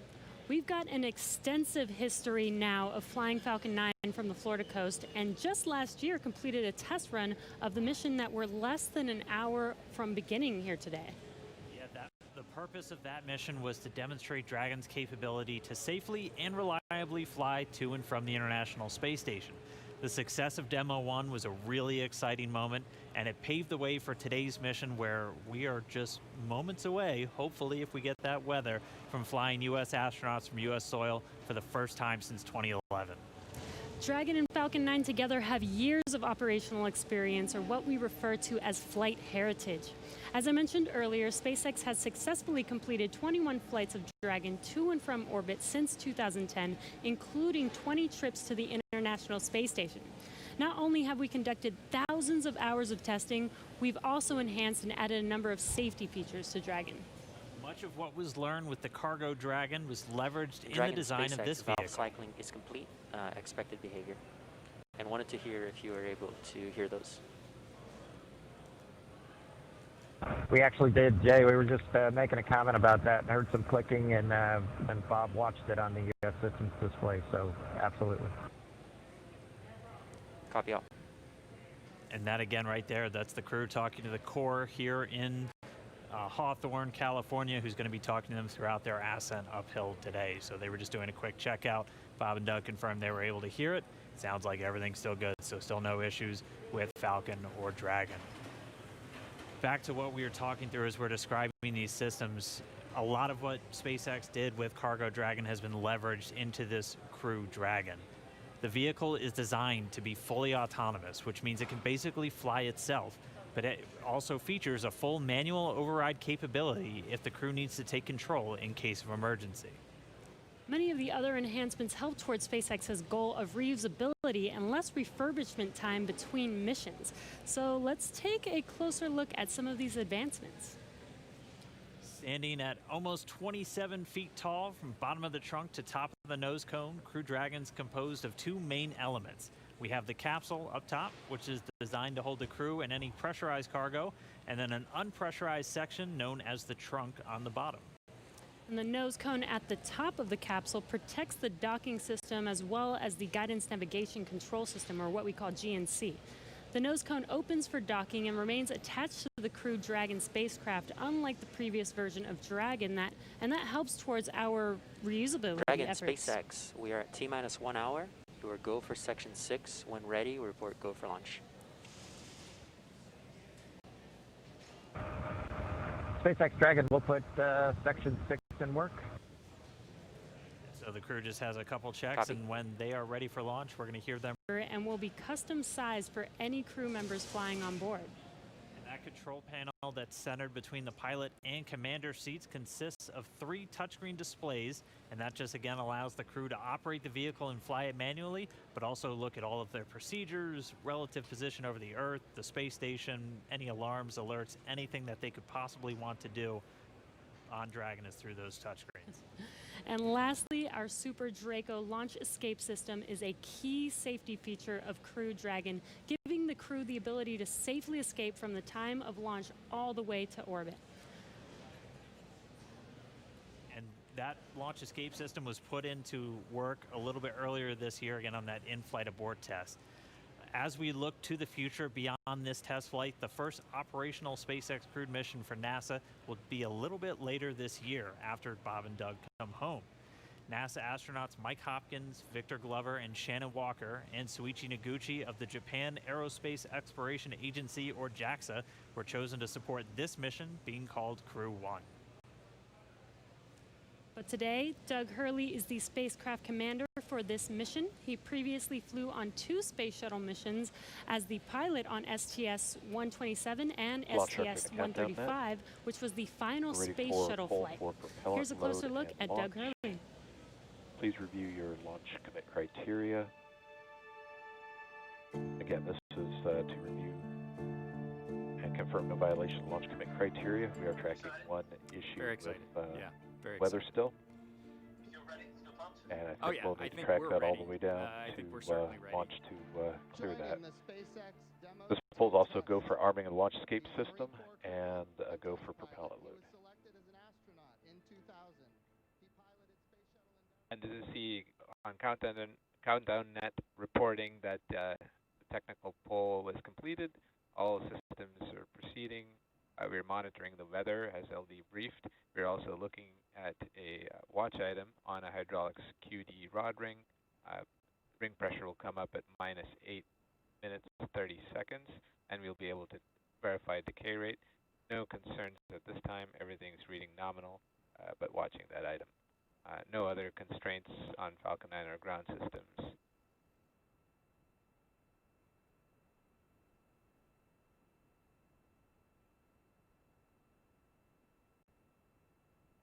Stage 2 RP1 bleed is complete.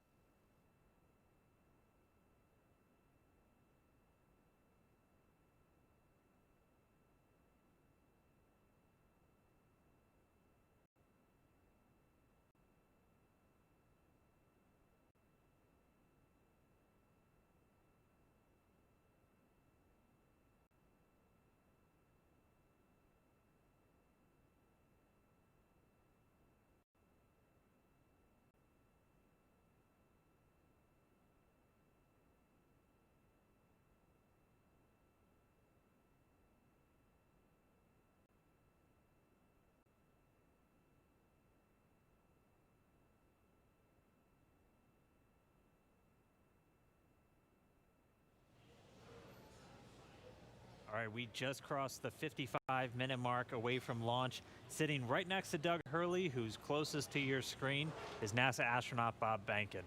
He is the Joint Operations Commander for Demo-2, and Behnken previously flew on 2 space shuttle missions, STS-123 and STS-130, and also served a tour as Chief of the Astronaut Office. So here's a little bit more about the man who said testing out a brand new spacecraft is an astronaut's dream.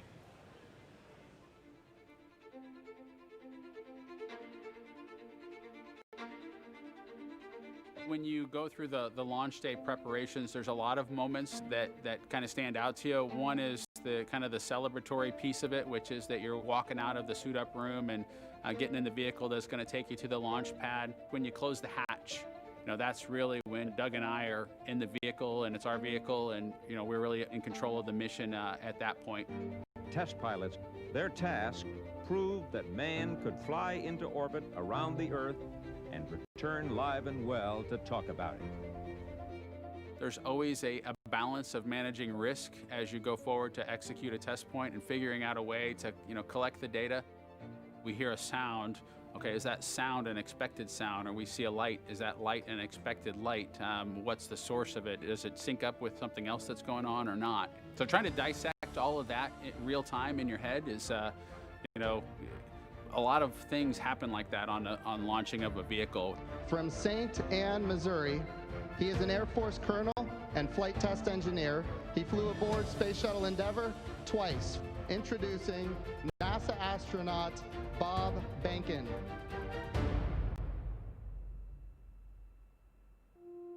My career at NASA has kind of spanned a couple of decades at this point. I arrived with the class of 2000. Went through the training program, primarily focused on the space shuttle and the International Space Station, learning those systems. Having launched a couple times on vehicles, the second time was definitely different than the first time.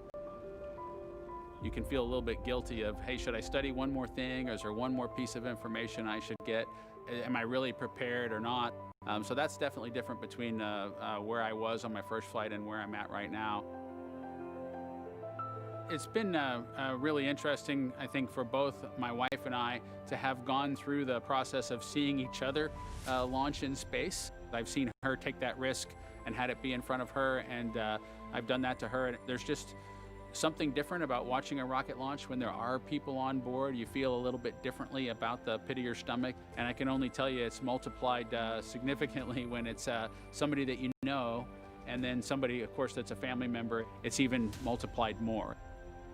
For me personally, as a spouse, watching everything that Bob has put into this over the last 5 years, the dedication that he's shown, the perseverance is pretty special. For both of us, though, the way our minds work, it won't be until sort of the mission is complete that you have really a chance to savor it and celebrate it.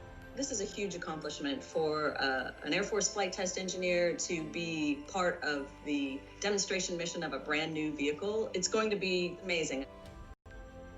Without a partner that has that same appreciation, I think it can be challenging for some folks. There's a lot of work and a lot of time that takes away from family that that my spouse appreciates, and I love her for that.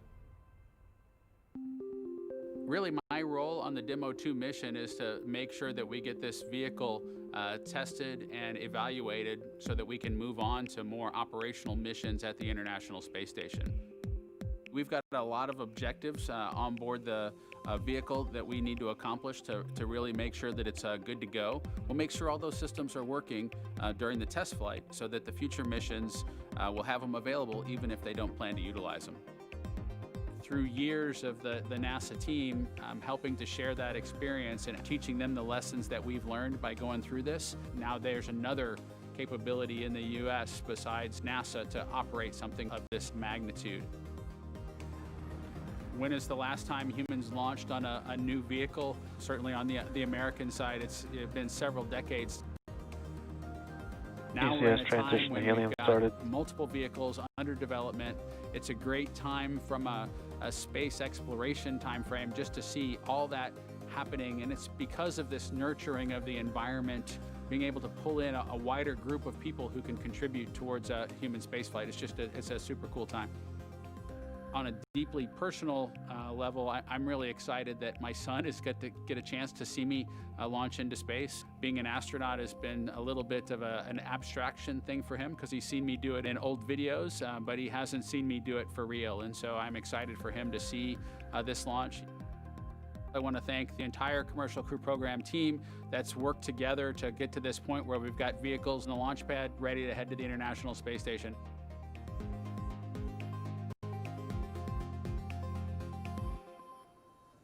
We're just over 49 and a half minutes away from launch of the Falcon 9 carrying Dragon to the space station. Right now, the launch director and the launch team are preparing for a readiness for launch poll. In this poll, the 13 members of the launch team will electronically indicate a go for launch. This is also the go for propellant load.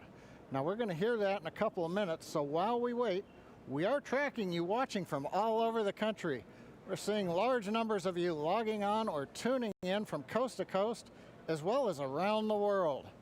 We want to know, is this your first time watching a launch live? If not, how many have you seen before? Tell us using the hashtag LaunchAmerica from your favorite social media website. As for me, this isn't my first one. I've seen a lot, but everyone is exciting. Now, coming up, we're going to go into a readiness poll, as I mentioned. Currently, right now, on other nets, the SpaceX launch director is checking to verify the Dragon team is ready and that the NASA launch management team is ready. They'll come back at about T-minus 47 minutes with instructions to the SpaceX Falcon 9 team to make their final assessments. Then they log into the procedure. It's a little different than the old days where you would hear a go, go, go, you know, position by position, all up and down the row. In this electronic age, everybody just clicks on whether they're go or no go. The launch director will then, at T-minus 45 minutes, summarize the end of the poll and will then provide instructions for the team. At the same time, we will begin getting ready for the crew access arm retraction, and we'll show you that on one of the screens that we've got up.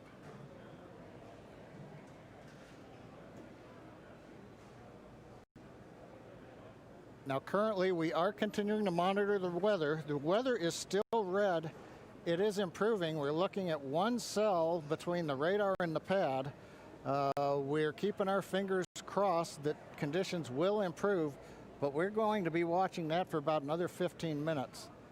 So it looks like we're going to be good to begin propellant load once we hear the polls, but we still have to get the get the range green so that we can actually do the launch in just 47 minutes from now. Let's listen to the countdown net for a moment.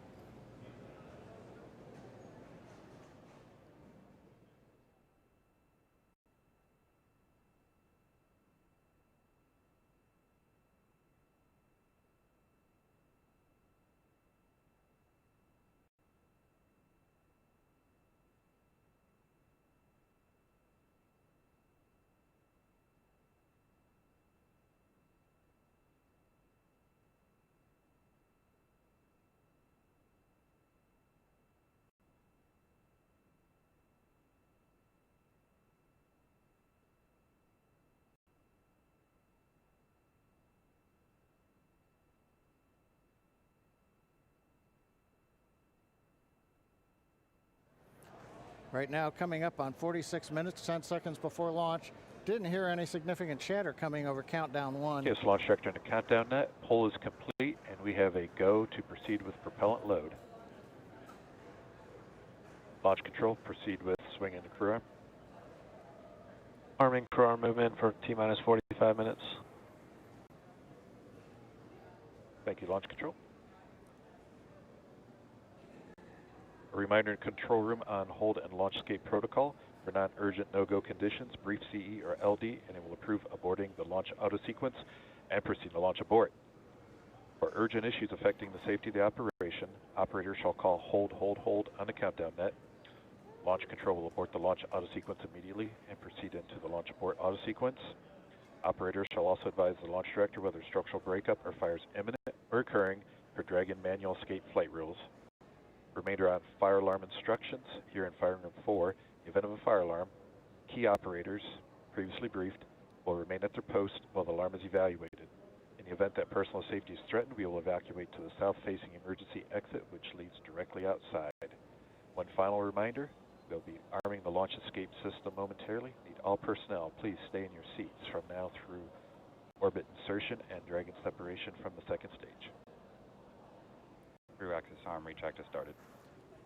And you've heard Mike Taylor, the SpaceX launch director, give instructions to the team. We've also just heard the call. The crew access arm retraction is underway. Great view from the camera inside the White Room as we see the arm moving away from the Dragon capsule, one of the major events necessary to get down to T0. The next one coming up will be arming of the escape system on the Dragon capsule. Now, right now, the next plan for Falcon 9, T-minus 35 minutes, we will begin loading propellant onto the first and second stages. Now, currently, Falcon 9's looking good, Dragon's looking good. The range continues to be go for launch in terms of the clearance around the launch pad, both the air and the sea space. Looking at the flight corridor, the ground stations, the NASA tracking and data relay satellites are ready to support, and we just continue to monitor the weather. Our team is getting constant updates. We're monitoring weather data sensors around the launch site, looking to make sure that we can get everything into the green position. The one that we're mostly looking at right now is how much rain we're going to get between now and liftoff, whether it's just going to be mild precipitation that's within the rules for loading propellant. That's what the expectation is, but we're going to continue to watch that. So fingers crossed, but right now coming up at T-minus 43 minutes, 18 seconds and counting, everything but the weather's go, and the weather is trending in the right direction. So we've got our fingers crossed here.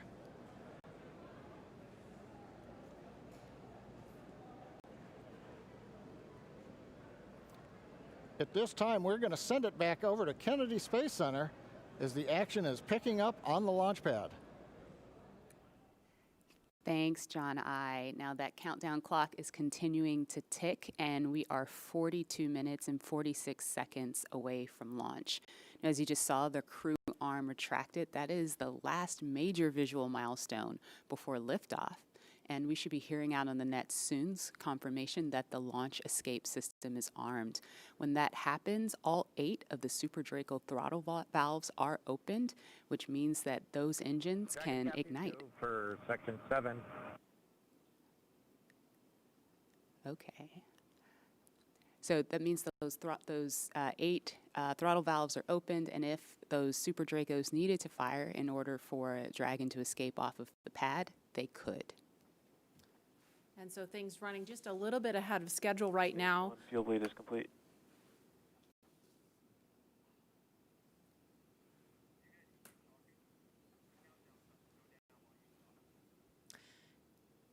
Now, we just saw the crew access arm retract just a minute ago. We saw NASA astronauts Doug Hurley. In 7.2, our visors are closed, and we're arming the launch escape system. So we just heard the astronauts confirm that they are about to arm the launch escape system. That happens just before fueling begins, which we expect to happen in just a couple of minutes. We saw Bob and Doug suit up a little over 3 hours ago. Then we watched them drive out to Launch Complex 39A. They were assisted by the SpaceX ground team with Crew Dragon ingress.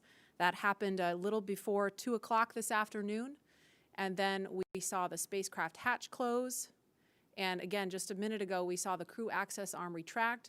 We just heard that the crew armed the launch escape system. And in just a few minutes, we are going to hear the call that they have started propellant loading.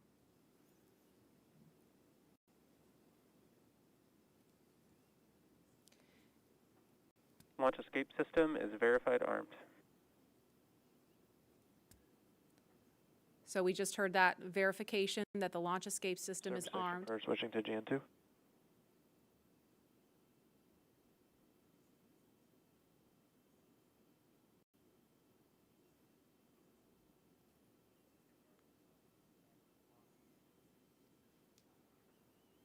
And we are going to send it over to Hawthorne to take us through prop loading. Jesse? From the parachutes to the launch escape system, SpaceX has designed Crew Dragon and Falcon 9 to be the safest launch vehicle ever flown. And joining us today, we have SpaceX's Nick Picone, who was our mission manager for our in-flight abort mission earlier this year and currently works on the Starlink team. Thanks for joining us, Nick. Hey, Jesse. I'm here at the Launch and Landing Recovery Center with the recovery team and our Dragon ground operations team monitoring the launch. Awesome. Can you tell us more about the critical safety features on this new version of Dragon? Sure. So Dragon 2 was designed with long-term reuse and reliability in mind. So fundamentally, there are multiple layers of redundancy to any of the failure modes that we could conceive of, that NASA could conceive of when we were working to design and test this vehicle over the past few years. But in the event that we encounter an unforeseen failure mode or multiple failures which push us outside of our design space, Dragon also has backup systems and operational controls intended to keep Bob and Doug safe. I'm sure you've heard a lot about it today, but the launch escape system is the primary backup system that we have from the moment that the vehicle is here on pad being fueled all the way up until orbital insertion. At a high level, the launch escape system, in the event of a major Falcon anomaly or emergency, will terminate Falcon thrust, separate Dragon from Falcon, and it'll use Dragon's 8 Super Draco engines to quickly pull the vehicle away from any kind of Falcon anomaly. And you talked a lot about the launch escape system. How exactly is that activated? Is it autonomous? Is it manually activated? Definitely. So for this system to work as designed, you have to remember that the vehicle could be flying at hundreds or thousands of miles an hour through the lower atmosphere. So it's really important that it's extremely fast and highly reliable with very low chance of false positives. The launch escape system fundamentally is set to look at a set of pre-programmed criteria which are on board the vehicle. Dragon and Falcon are looking at high rate telemetry, looking for abnormal vehicle dynamics, loss of communication between critical systems, or manual commanding. Our launch director and chief engineer, who you've heard a lot from today, are capable of sending a manual command to Dragon to initiate a launch escape. And Bob and Doug are also always able to actuate the launch escape handle and initiate a launch escape themselves as well. Now that the system is armed, all of this is currently active on the vehicle. Wow, it sounds like there's a lot that goes into it. And we did have an in-flight abort test earlier this year to test this out. Can you tell us what we learned from that test? Definitely. It was possibly the most flight-like test of an orbital class booster in history. It was a fully flight-like test using a full Falcon 9 rocket, which we had to knowingly destroy in order to get this fully integrated system.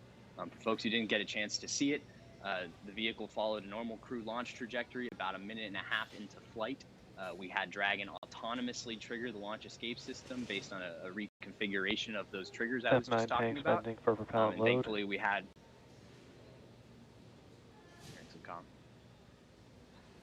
we continued through flight, had a successful parachute deployment and splashdown, and we did see Falcon rather spectacularly blow up about 10 seconds after separation. It's important to recognize that all of that happens from command to actual separation of the vehicle in under half a second. Wow, yeah, that sounds amazing. Thank you so much, Nick, for joining us and talking through those details with us. Enjoy the launch today. So we're going to send it back to KSC with Lauren. Thank you, Jesse. We are about a minute and a half away from propellant load. At T-minus 35 minutes, we should hear the call out on the nets that propellant load has started. So that's about a minute and 13 seconds away.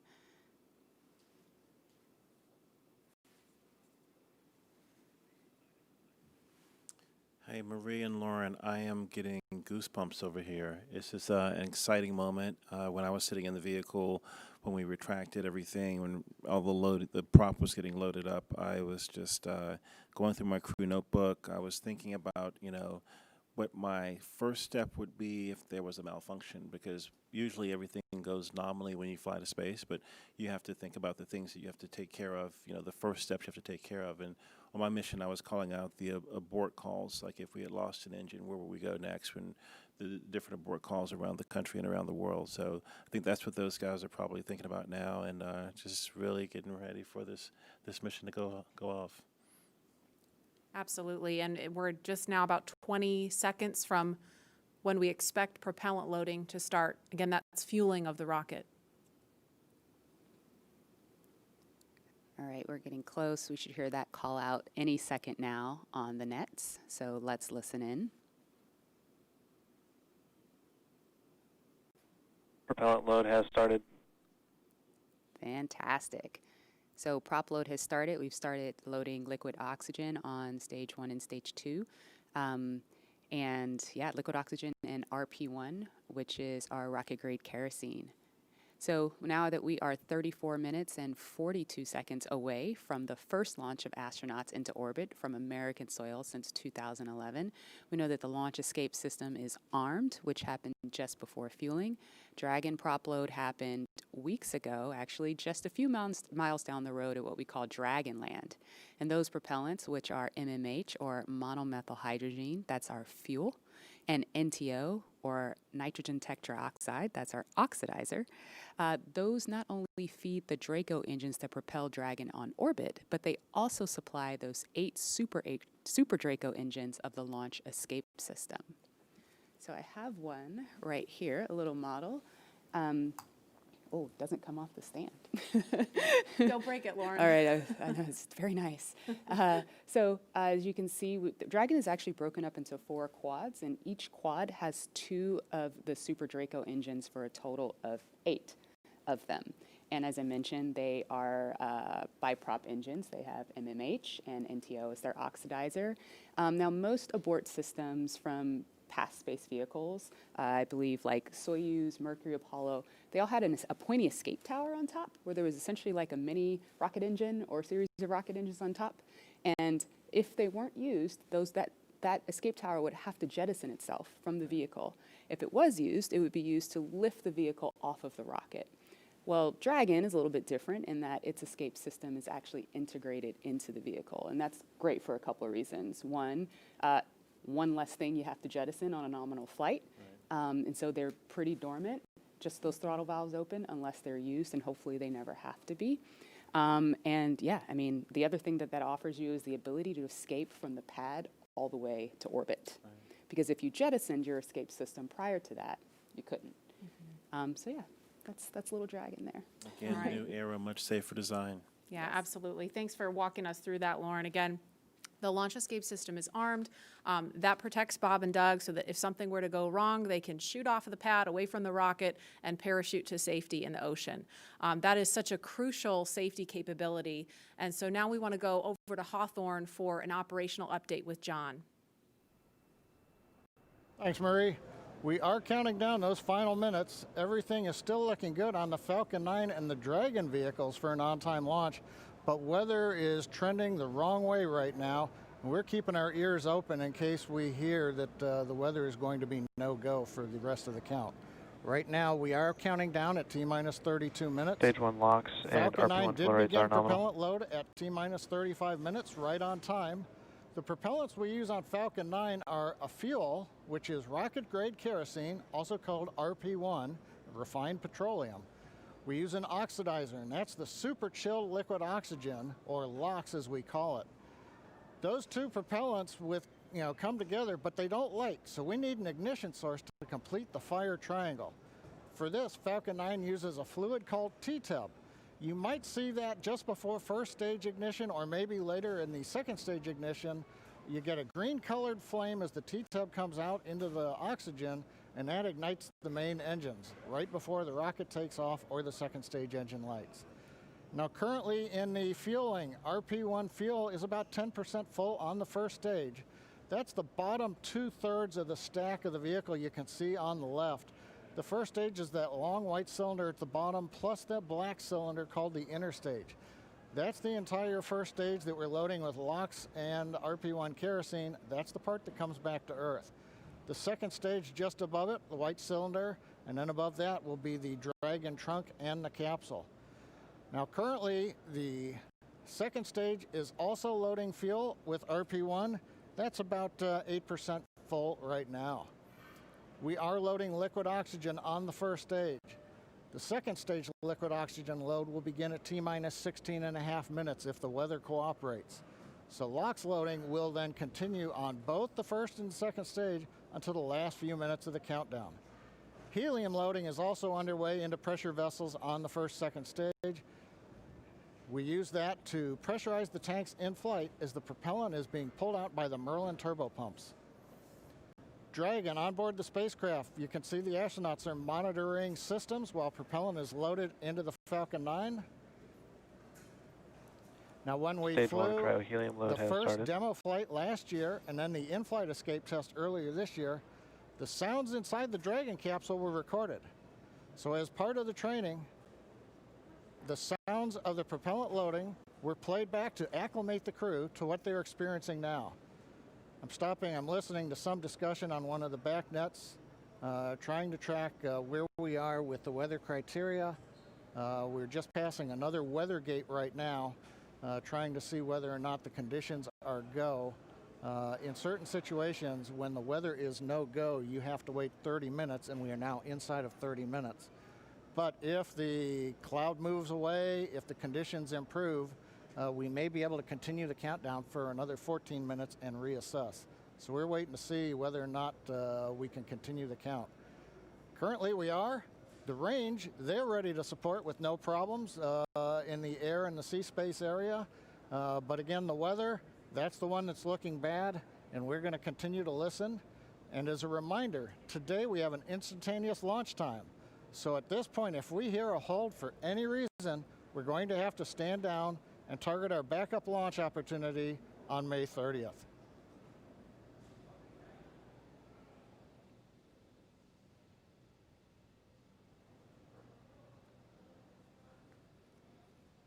For Demo 2, Bob and Doug's flight to station will take about 19 hours, and their journey is fairly similar to the trip our cargo Dragon makes back and forth to the International Space Station, with two noticeable differences: docking and splashdown.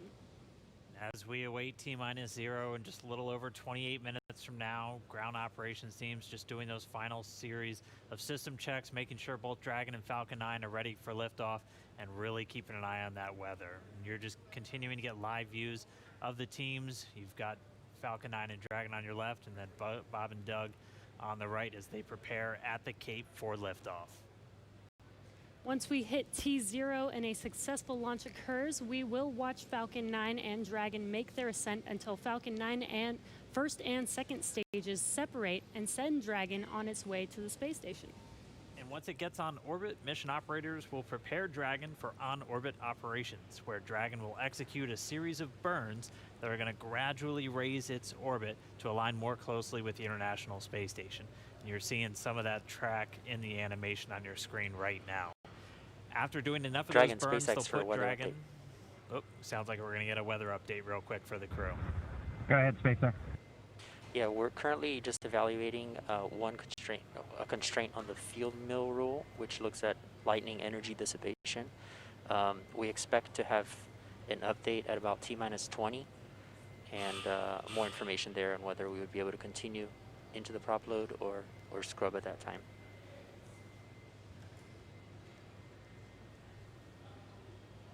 Okay, Jay, thanks for the update. We appreciate it. Copy. So I'll give you some more words in about 6 minutes.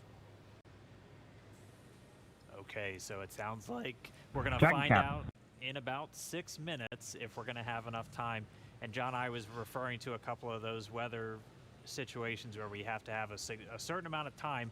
In this case, with the field mills, about 15 minutes. So they have until about 16 minutes and 30 seconds to really make sure that we're going to have enough time for that to dissipate. So we're going to be listening for that weather update in just a couple of minutes, but it is going to be a pretty interesting trip uphill for them once they actually get on orbit. And a very exciting countdown with 6 minutes to figure out if we are launching today. But targeting back to what we were talking about, next Dragon will make its approach and actually dock with the space station. This is a very different process from what we've seen with Dragon cargo deliveries in the past, which used a process called berthing. Now, berthing requires a spacecraft to approach the station and then stop so a crew member can maneuver the station's robotic arm to capture the spacecraft. Docking on this version of Dragon can be done autonomously. Stage 2 cryo-helium load started. Autonomously with no crew aboard the station. It's typically a faster process, both when arriving and leaving, but it does still require pinpoint accuracy to approach safely. Once captured, a spacecraft then gets attached to a common berthing mechanism. It's the same type of port that we use to connect each of the modules together on board station. It's a little bit slower process than docking, but the hatches are significantly larger than docking ports, which makes them perfect for bringing up large cargo items. Dragon will spend up to 120 days docked before preparing to return home. Following successful completion of Dragon's test objectives and cargo loading operations, the crew will close out the cabin, perform final system checks, and configure the vehicle for undocking. Once the automated undocking sequence is complete, Dragon will complete 2 departure burns using its Draco engines, pushing it away from the space station. And then after Dragon departs the station, it's ready for its trip home. And that'll have deorbit entry and landing and a number of other operations. If you're looking at this animation, it might look like we're playing the one we played originally in reverse, because that's kind of how it goes, but just a little bit quicker. All of the operations following the final departure maneuver will include things like trunk separation, closing that nose cone again, executing a deorbit burn, and once they're inside the atmosphere, deploying drogue and then main parachutes, and then finally splashing down off the Florida coast, at which teams will move in, get Bob and Doug up out of the water, and get them out of the capsule once they're on the boat. So we have 4 minutes now until we get that next expected weather update. Let's go down now to the team at Kennedy. Murray? All right, thanks, Dan. If you're just joining us, we are now T-minus 23 minutes and 48 seconds from the first launch of astronauts to the International Space Station from U.S. soil in 9 years. We're going to find out in less than 4 minutes if the weather looks good for that. And this will mark the beginning of a new era where more people will be able to fly to space than ever before. In fact, we took a poll a little bit earlier to ask you if you had the opportunity to fly to space, would you go? And 86% of those of you watching answered that you would go to space. That's an incredible number. I think, realizing that you don't have to be a military astronaut or a NASA astronaut to fly in space. You can be a regular just a regular person going up to space on a SpaceX type rocket. So I think that's why the numbers are so high. Yeah, and we are really thrilled to see all the folks watching along online. I know we certainly hope that that this is a go, but we're going to hear a little bit of a weather update in less than 3 minutes now. And Leland, I know they're waiting for a weather update, and they've come, almost all the way down the count. What do you think Bob and Doug are thinking about right now? We on SES 129, we were having some weather problems, and I think we were getting close to the countdown, and then it seemed like the sky just cleared up right above our heads. We saw it, and we knew where we were going. And we always know that you can have any types of delays, fuel prop delays, all kinds of things that can happen, but we've trained over and over and over again for these types of scenarios. And so we want to be safe. We want to be safe for our families, and we'll do this another day if it doesn't work with the weather. I love that John I always says weather. It's that thing that everybody talks about, but no one can do anything about it. I know. And it is this interesting thing of just, succumbing to Mother Earth. She's going to tell us if we can go or not today. Right. Yeah. Well, if it happens, look at it this way. Bob and Doug got one really great rehearsal in, right? It's always best to practice and practice and practice, yes. So again, we're less than 2 minutes now from that weather update that is going to go directly to Bob and Doug, and we will quiet down so we can listen in for that, because I know we can't wait to find out what that is. And those of you watching that have been following along, we are eagerly awaiting to hear whether the weather is going to be a showstopper today.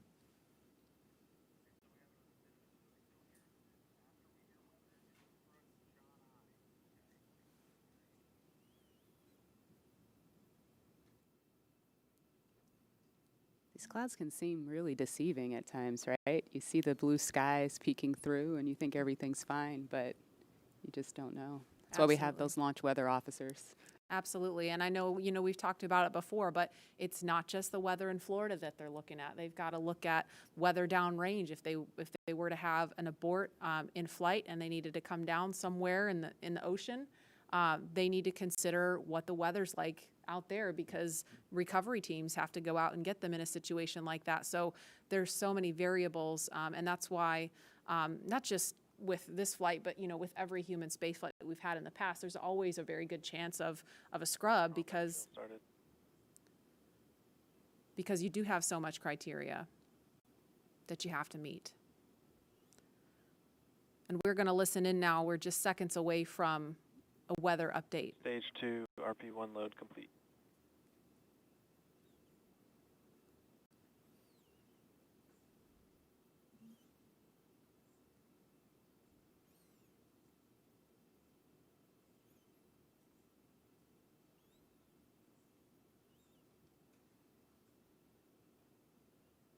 That is liquid oxygen you see venting off the rocket. That's completely normal and expected.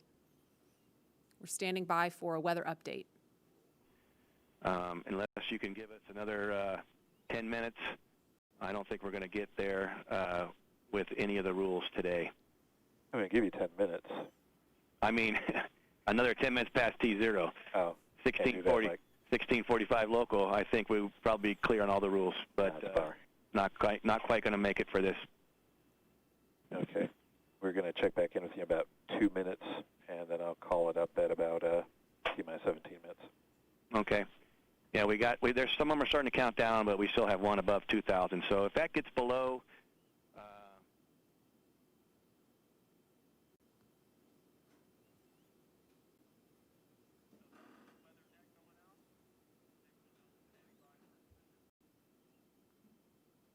And that didn't sound great right there. That was the weather net going out, but we're still standing by for a final decision.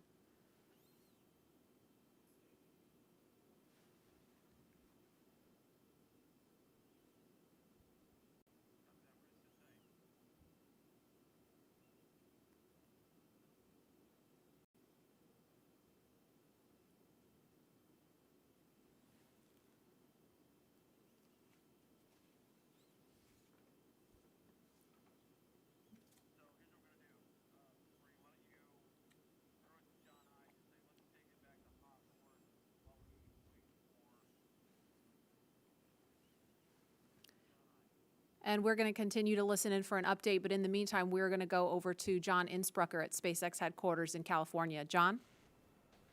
And Dragon SpaceX on weather. We're still T-minus 18 minutes and counting. LD is we are still having red some on weather. Expect an update from LD. We're waiting in about another minute for one final check with weather. We're going to check at T-minus 17 minutes possibly. We don't really expect that things will have improved. The weather officer was not optimistic that the weather would clear up that rapidly. We did hear the launch director, Mike Taylor, joke that, if we could move 10 more minutes past the T0, weather conditions may improve, but Mike was not able to do that. We have an instantaneous window today. So at 17 minutes, we want to make that call because shortly after that, we will begin loading liquid oxygen onto the second stage. So if we're not going to have the opportunity to launch, if the clock's going to run out, stand by. We continue to violate a couple different weather rules that we now do not expect to clear in time to allow for a launch today. We go ahead and end today's launch attempt. Launch control. Go ahead and end the launch auto sequence and proceed into the launch abort auto sequence, please. Launch abort has started.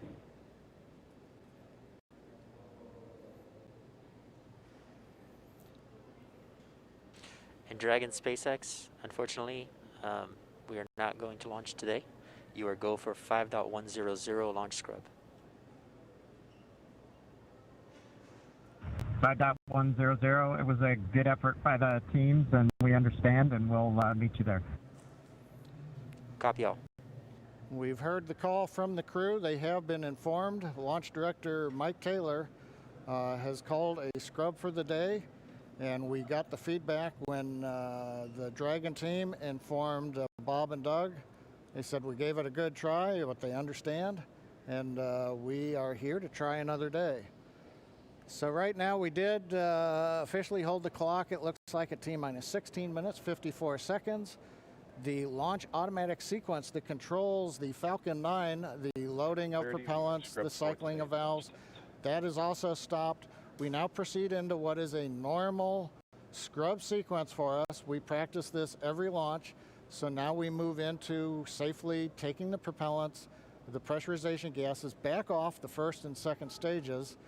As Greg, things get into a safe SpaceX configuration, then we will disarm the escape system on Dragon, and we'll Go bring ahead, the Mike. crew access arm back around Yes, sir. the So we're at 75% spacecraft. on the So right fuel now, tank we stage, got down locked to up just inside 69%. 17 minutes. On the second The stage, hardware was we're at working very 97% well on both for Dragon RP, and we spacecraft. ended the attempt before We had the began fuel clock. loading going on. We had liquid oxygen loading going on, everything but the second stage. Usually about 10 And the minutes weather longer than just needed a little bit propellant. more time to clear the rode conditions. for We didn't have that approximately 20 time minutes, so because it'll we be had an about 30 instantaneous minutes window. And so with that, SpaceX launch director had to call upon the input from Okay, weather, Dragon, copies had to all, call about 30 a minutes. scrub Thank for you, the Mike. day per the safety rules that we have for this flight. So right now the team is undergoing the post-scrub operations on both Dragon as well as Falcon 9, working with the range. No issues being reported right now as we start to go through that sequence. Everything looks good. And Dan, we had a good webcast going here until the very end. So you know, we'll look at it as now we've had another great dry rehearsal. Last Saturday we did a dry one, I should say, and today we've done a wet dress rehearsal. But sorry, we just couldn't get there, Dan. Yeah, thanks, John I. And obviously, we can't control the weather. We came right down to the wire there, hoping we could just squeeze in between those cloud systems to get a launch today, but it wasn't to be. But it doesn't mean we're done. We're going to have another attempt coming up in just 3 days, so we're going to be doing this all over again, essentially, on Saturday, on the 30th, and that launch attempt is going to be coming at 3:22 p.m. Eastern Time, so a little bit earlier in the day. It's going to look largely the same to everything that we saw today, with the crew waking up, going through suit up, making their way to the pad. So we're going to feel a lot of deja vu, I think, on Saturday. Yep. But still exciting. Safety is always first, so if weather was not there for us today, hopefully Saturday it will be there for us and we will have a safe launch on Saturday. Yeah, the initial weather report still had us at about, I think, a 40% possibility of violation. So weather a little bit better, but we're still going to be kind of rolling the dice. It is Florida in the spring and summer, so storms are always a possibility. One of the good things, though, the vehicle appeared to be in great health throughout the day, both Dragon and Falcon 9, so we didn't have to scrub for any technical issue. We're going to continue and follow along with Bob and Doug until they're out of that capsule, as again, they had started loading fuel onto the Falcon 9 rocket, so they'll have to wait until all that fuel comes off. They'll disarm the launch escape system, which still stays armed because they're still sitting on a partially loaded rocket, and then once they're able to disarm that launch escape system, the crew arm will swing back out. They'll make their way once again back the way they came, and then it'll be back to crew quarters for Bob and Doug for a few more days.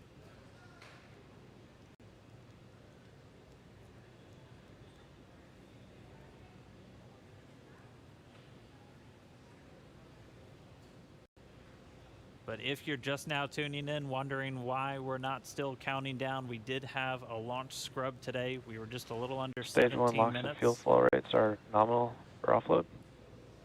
Expecting about a 40-minute offload time. And so that call out, the LOX, the liquid oxygen fuel pumping out of the first stage of the Falcon 9, everything looking good with that.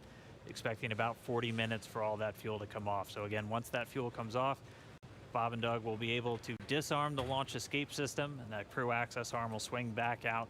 They'll be able to make their way back down and then over to crew quarters. So unfortunate scrub today because of weather. That was the one thing we were tracking from the moment we started today, watching Bob and Doug get suited up for their launch.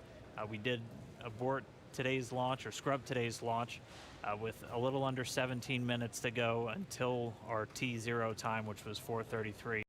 So that's going to move us to our next attempt, which is coming up on Saturday, and that time is going to be 3:22 p.m. Eastern Time, so a little bit earlier in the day for Bob and Doug and for everybody else watching around the world.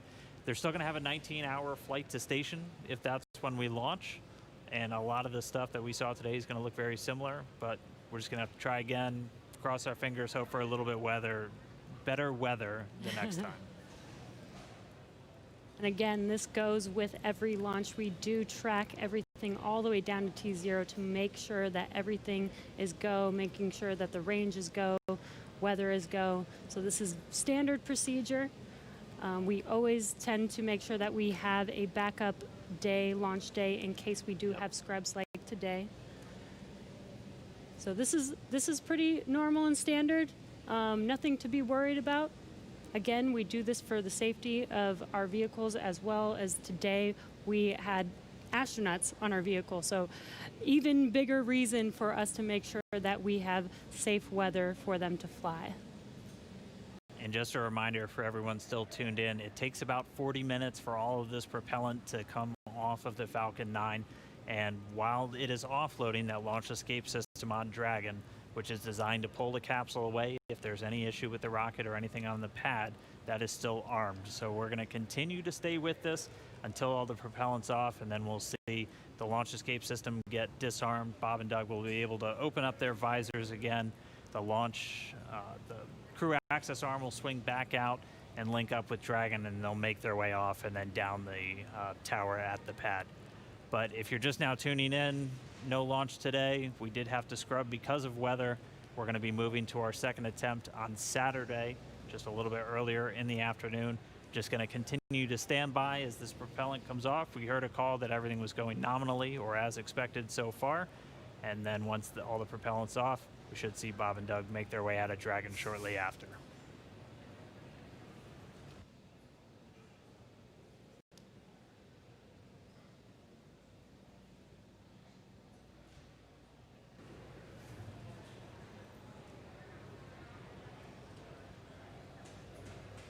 And what you're seeing on your screen is a live view of Bob and Doug on the right side inside of Dragon as they're waiting for propellant to be removed from the vehicle so that it is safe for them to disarm the launch escape system.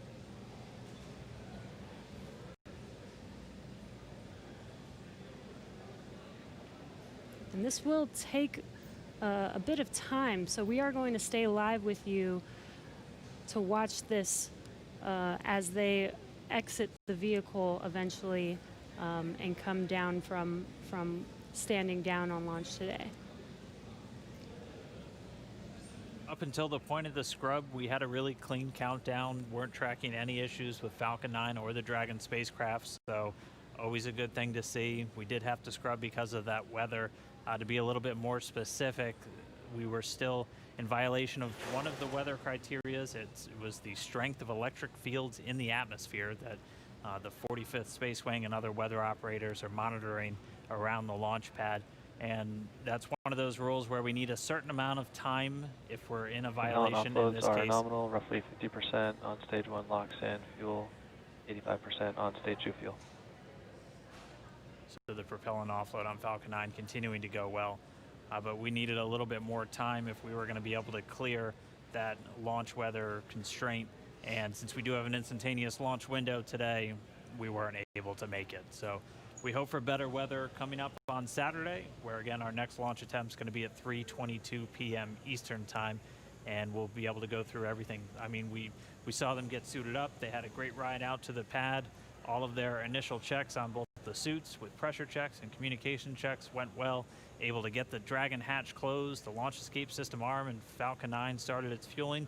Just not able to make a good weather window today. And as John and I said earlier, it was just another great rehearsal today. I don't think you can get enough practice doing this. So when Saturday comes, or when the day that we can actually launch the vehicle, Bob and Doug and the NASA and SpaceX team are fully prepared with just an extra rehearsal on the belt now. Yeah, as we had talked a couple of times throughout our countdown, the weather is a lot more complex when we're launching humans. You have some more stringent requirements in place, not only around the pad, but in the case of this launch today, we were also looking at whether the entire ascent corridor, as we call it, so basically the entire way that they were flying up the east coast of the United States in this launch today, we're monitoring that weather because those are areas that if they have an ascent abort, or basically Dragon firing off of the Falcon 9 while they're flying into space, we have to make sure that conditions are good in the sea states around those areas, just so they're not going to be landing in the middle of a hurricane, which we did have a tropical storm forming right off the coast of South Carolina today, just to help complicate things a little bit. And people might be asking, if we knew the weather was going to be a little iffy today, why continue to count down? Well, that is the reason why we do all these checks all the way to countdown. In Florida, the weather is, pretty sporadic. Sometimes a thunderstorm or hurricane will pass through. Within 20 minutes, it's gone, and we could have clear skies for a safe launch. We continued as scheduled. Standard procedure again to just continue to monitor weather all the way down to the last minutes of the count, and we see what happens. So today, unfortunately, we did scrub for weather, but we will attempt again this Saturday on May 30th.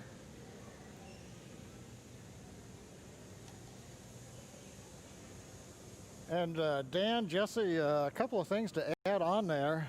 Right now we are 11 minutes after the scrub was called. Liquid oxygen and fuel are coming off of the first stage. Hard to tell from the view. It's still a little misty around the tank because there's locks on board. But we're between half and a third of each of the fuel and LOX tanks filled on the first stage. So propellant coming out right per plan. The second stage fuel tank is offloading. That's going slower, but it's also a smaller tank. It doesn't take very long to either load it or to offload it. The other thing that we're working on is the high pressure helium spheres, as well as the nitrogen spheres for the landing leg system. The pressure will be brought down on those, eventually getting it down low enough to where people can re-enter the pad area. So right now the team is preparing, once they get a permission, the SpaceX ingress-egress technician team will come back inside the caution area around the pad, make their way up when conditions are right, open up the hatch and assist the astronauts out of the Dragon. I'd like to point out that for those who are wondering whether or not, having gone through this, putting propellant, pressurization gases on, getting fairly close to launch, whether that has done anything to wear out the Falcon 9 or the Dragon, the answer is no. If you can recall, the Falcon 9's designed for at least 10 flights, and about time we get up to a 10th flight, we'll be doing testing to find that we probably got enough margin to continue keep flying. So this is the very first flight of a new first stage and a new second stage. So we haven't even gotten through the first flight. And in all of our margin calculations, we also take into account the fact that we may scrub a launch. So even today's operation, where we have pressurized and we have stressed the vehicle a little bit, that's taken into account in our design and our qualification testing. The other good thing is that the most stressing part of the flight for the Falcon 9 on the first stage is the re-entry. So we didn't even get through that. So we're sitting here on the pad.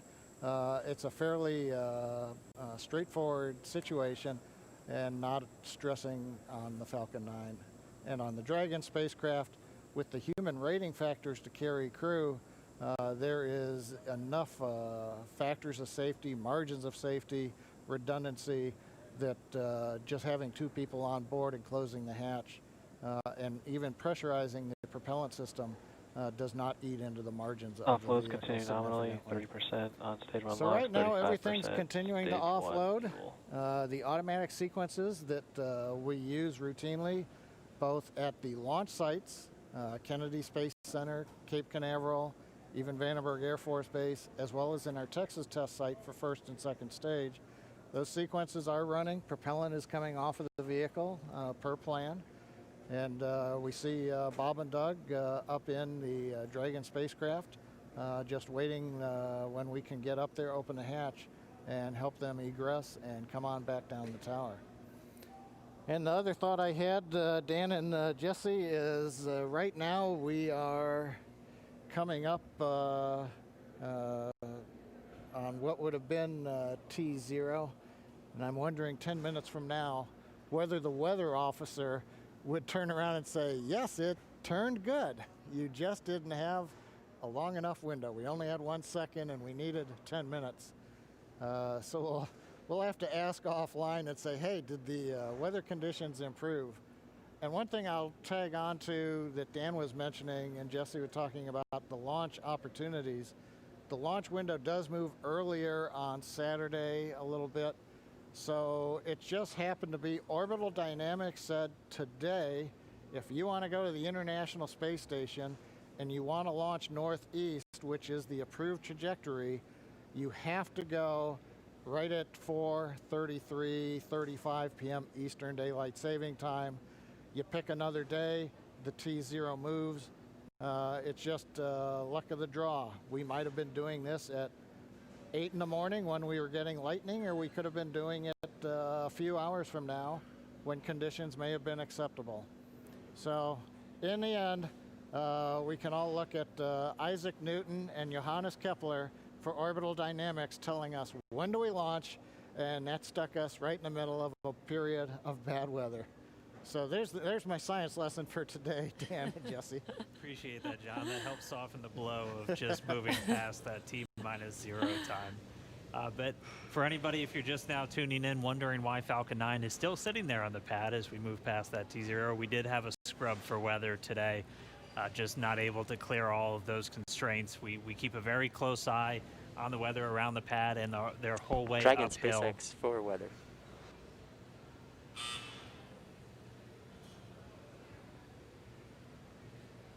Right now, Bob and Doug are still SpaceX inside of Dragon, Dragon. go ahead for weather. Yeah, I just wanted to give you some more words on the scrub rationale. Yeah, so we basically scrubbed due to 3 rules that we were violating. All 3 would have been expected to clear 10 minutes after our T0 time. And those 3 were natural lightning, the fuel mills, and the attached anvil.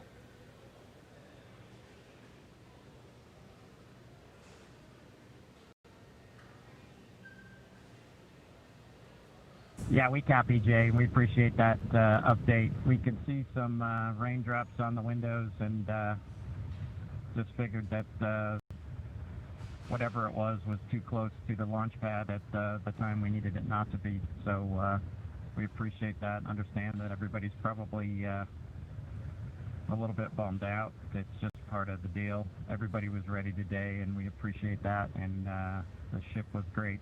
And we'll do it again, I think, on Saturday. Copy all, and yeah, we concur. And appreciate your resilience sitting there in the vehicle for us. We got the easy job. Nothing better than being prime crew on a new spaceship.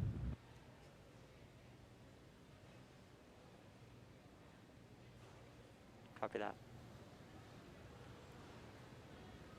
All right, some great words from Bob and Doug. They're feeling good inside Dragon. They'll be ready to go when we make our next attempt on Saturday. Right now, we're just still waiting for all of the fuel to come off the Falcon 9 rocket. After Stage 1 that, LOX and fuel roughly 20%, and Stage 2 fuel 36%. And so that call right there, we're still at a little over 20% on fuel, RP1, and LOX, liquid oxygen on the first stage, and then at about 26% on RP1 on that second stage. So again, it takes about 40 minutes once the process starts, so we should have right around 30 minutes or so until all that fuel's off. And then the crew will get the go to disarm the launch escape system. We'll see that crew access arm swing back into place, and they can begin to egress or get out of the Dragon spacecraft.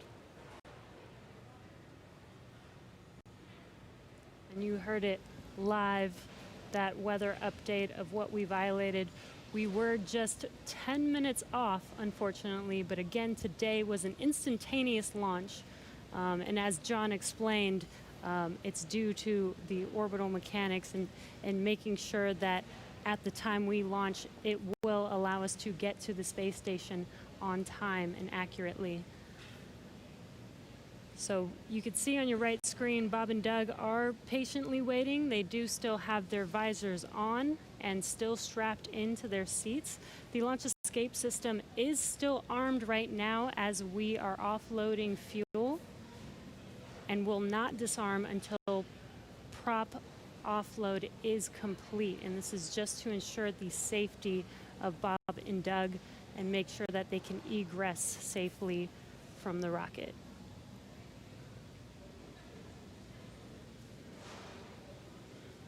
And just a reminder, today, just this first attempt, we're going to be right back here looking like on Saturday for attempt number 2. Launch America is not going anywhere. still on the track to get Bob and Doug into space, get this Crew Dragon up to the International Space Station. So it's always good. If you're going to scrub, probably rather scrub for weather than an issue on either Falcon 9 or Dragon. And we weren't tracking any issues with the flight systems throughout our countdown today. Everything passed with leak checks on the hatches and the crew suits. All the communications working great. All the teams were ready to go. So as John and I said, always nice to have a little bit more practice, and we'll be right back at it on Saturday. What would this launch be if it wasn't even more exciting to try and launch today, and now we have to push it to Saturday? Really got to build the suspense.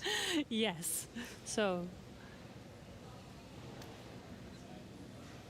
Hey, Dan and Jesse. Another thought crossed my mind while I'm watching the diagram here showing fuel is just about off. First and second stage, we're down under 10%. LOX is also just about off of first stage. 10%. Yep, we're getting the announcement. Fuels roughly 20%. Stage 2 fuels at 20%. Stage 1 LOX is under 10%. So just continuing to come off of the vehicle as expected. On the monitor, Bob and Doug continue with visors down. Their launch escape system is armed, as we've mentioned.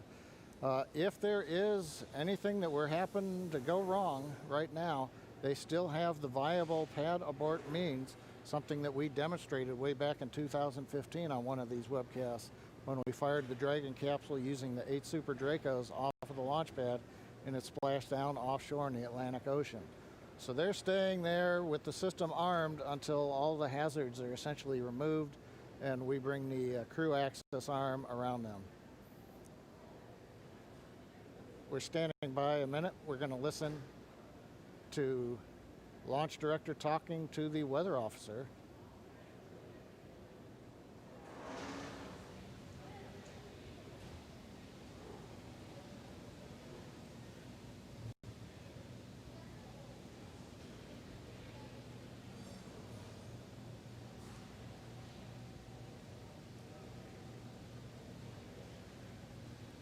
If you're just now tuning in, we did not launch today. We did have a scrub because of weather, but as we were saying, we are looking forward to trying this again on Saturday.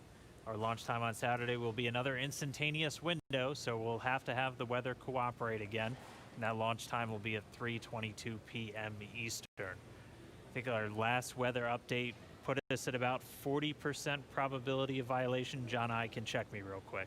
Yeah, Dan, what I saw coming out of the Air Force was 40% probability of violation, I believe. It's always tough because they report in terms of violation, and the optimists have to subtract that from 100% to go, hey, 60% chance, I'll plan my picnic. We were listening, the SpaceX launch director, Mike Taylor, was talking to the launch weather officer asking about the 3 criteria that scrubbed us today. It sounds like in another minute or two, the lightning and the attached anvil cloud rules will clear. The field mill rule, charge in the atmosphere, is still bouncing around, and so, hey, we may need several more minutes before that one would clear. So we'd need even longer than 10 minutes in the window today, it looks like, for all the rules to clear. That brings up what I wanted to mention a little while ago. I got lost listening to the weather brief. But there are a lot of folks who are going, why an instantaneous launch window for Falcon 9 and Dragon? Now, typically when we go to the space station, when we do the mission planning, it's an instantaneous window.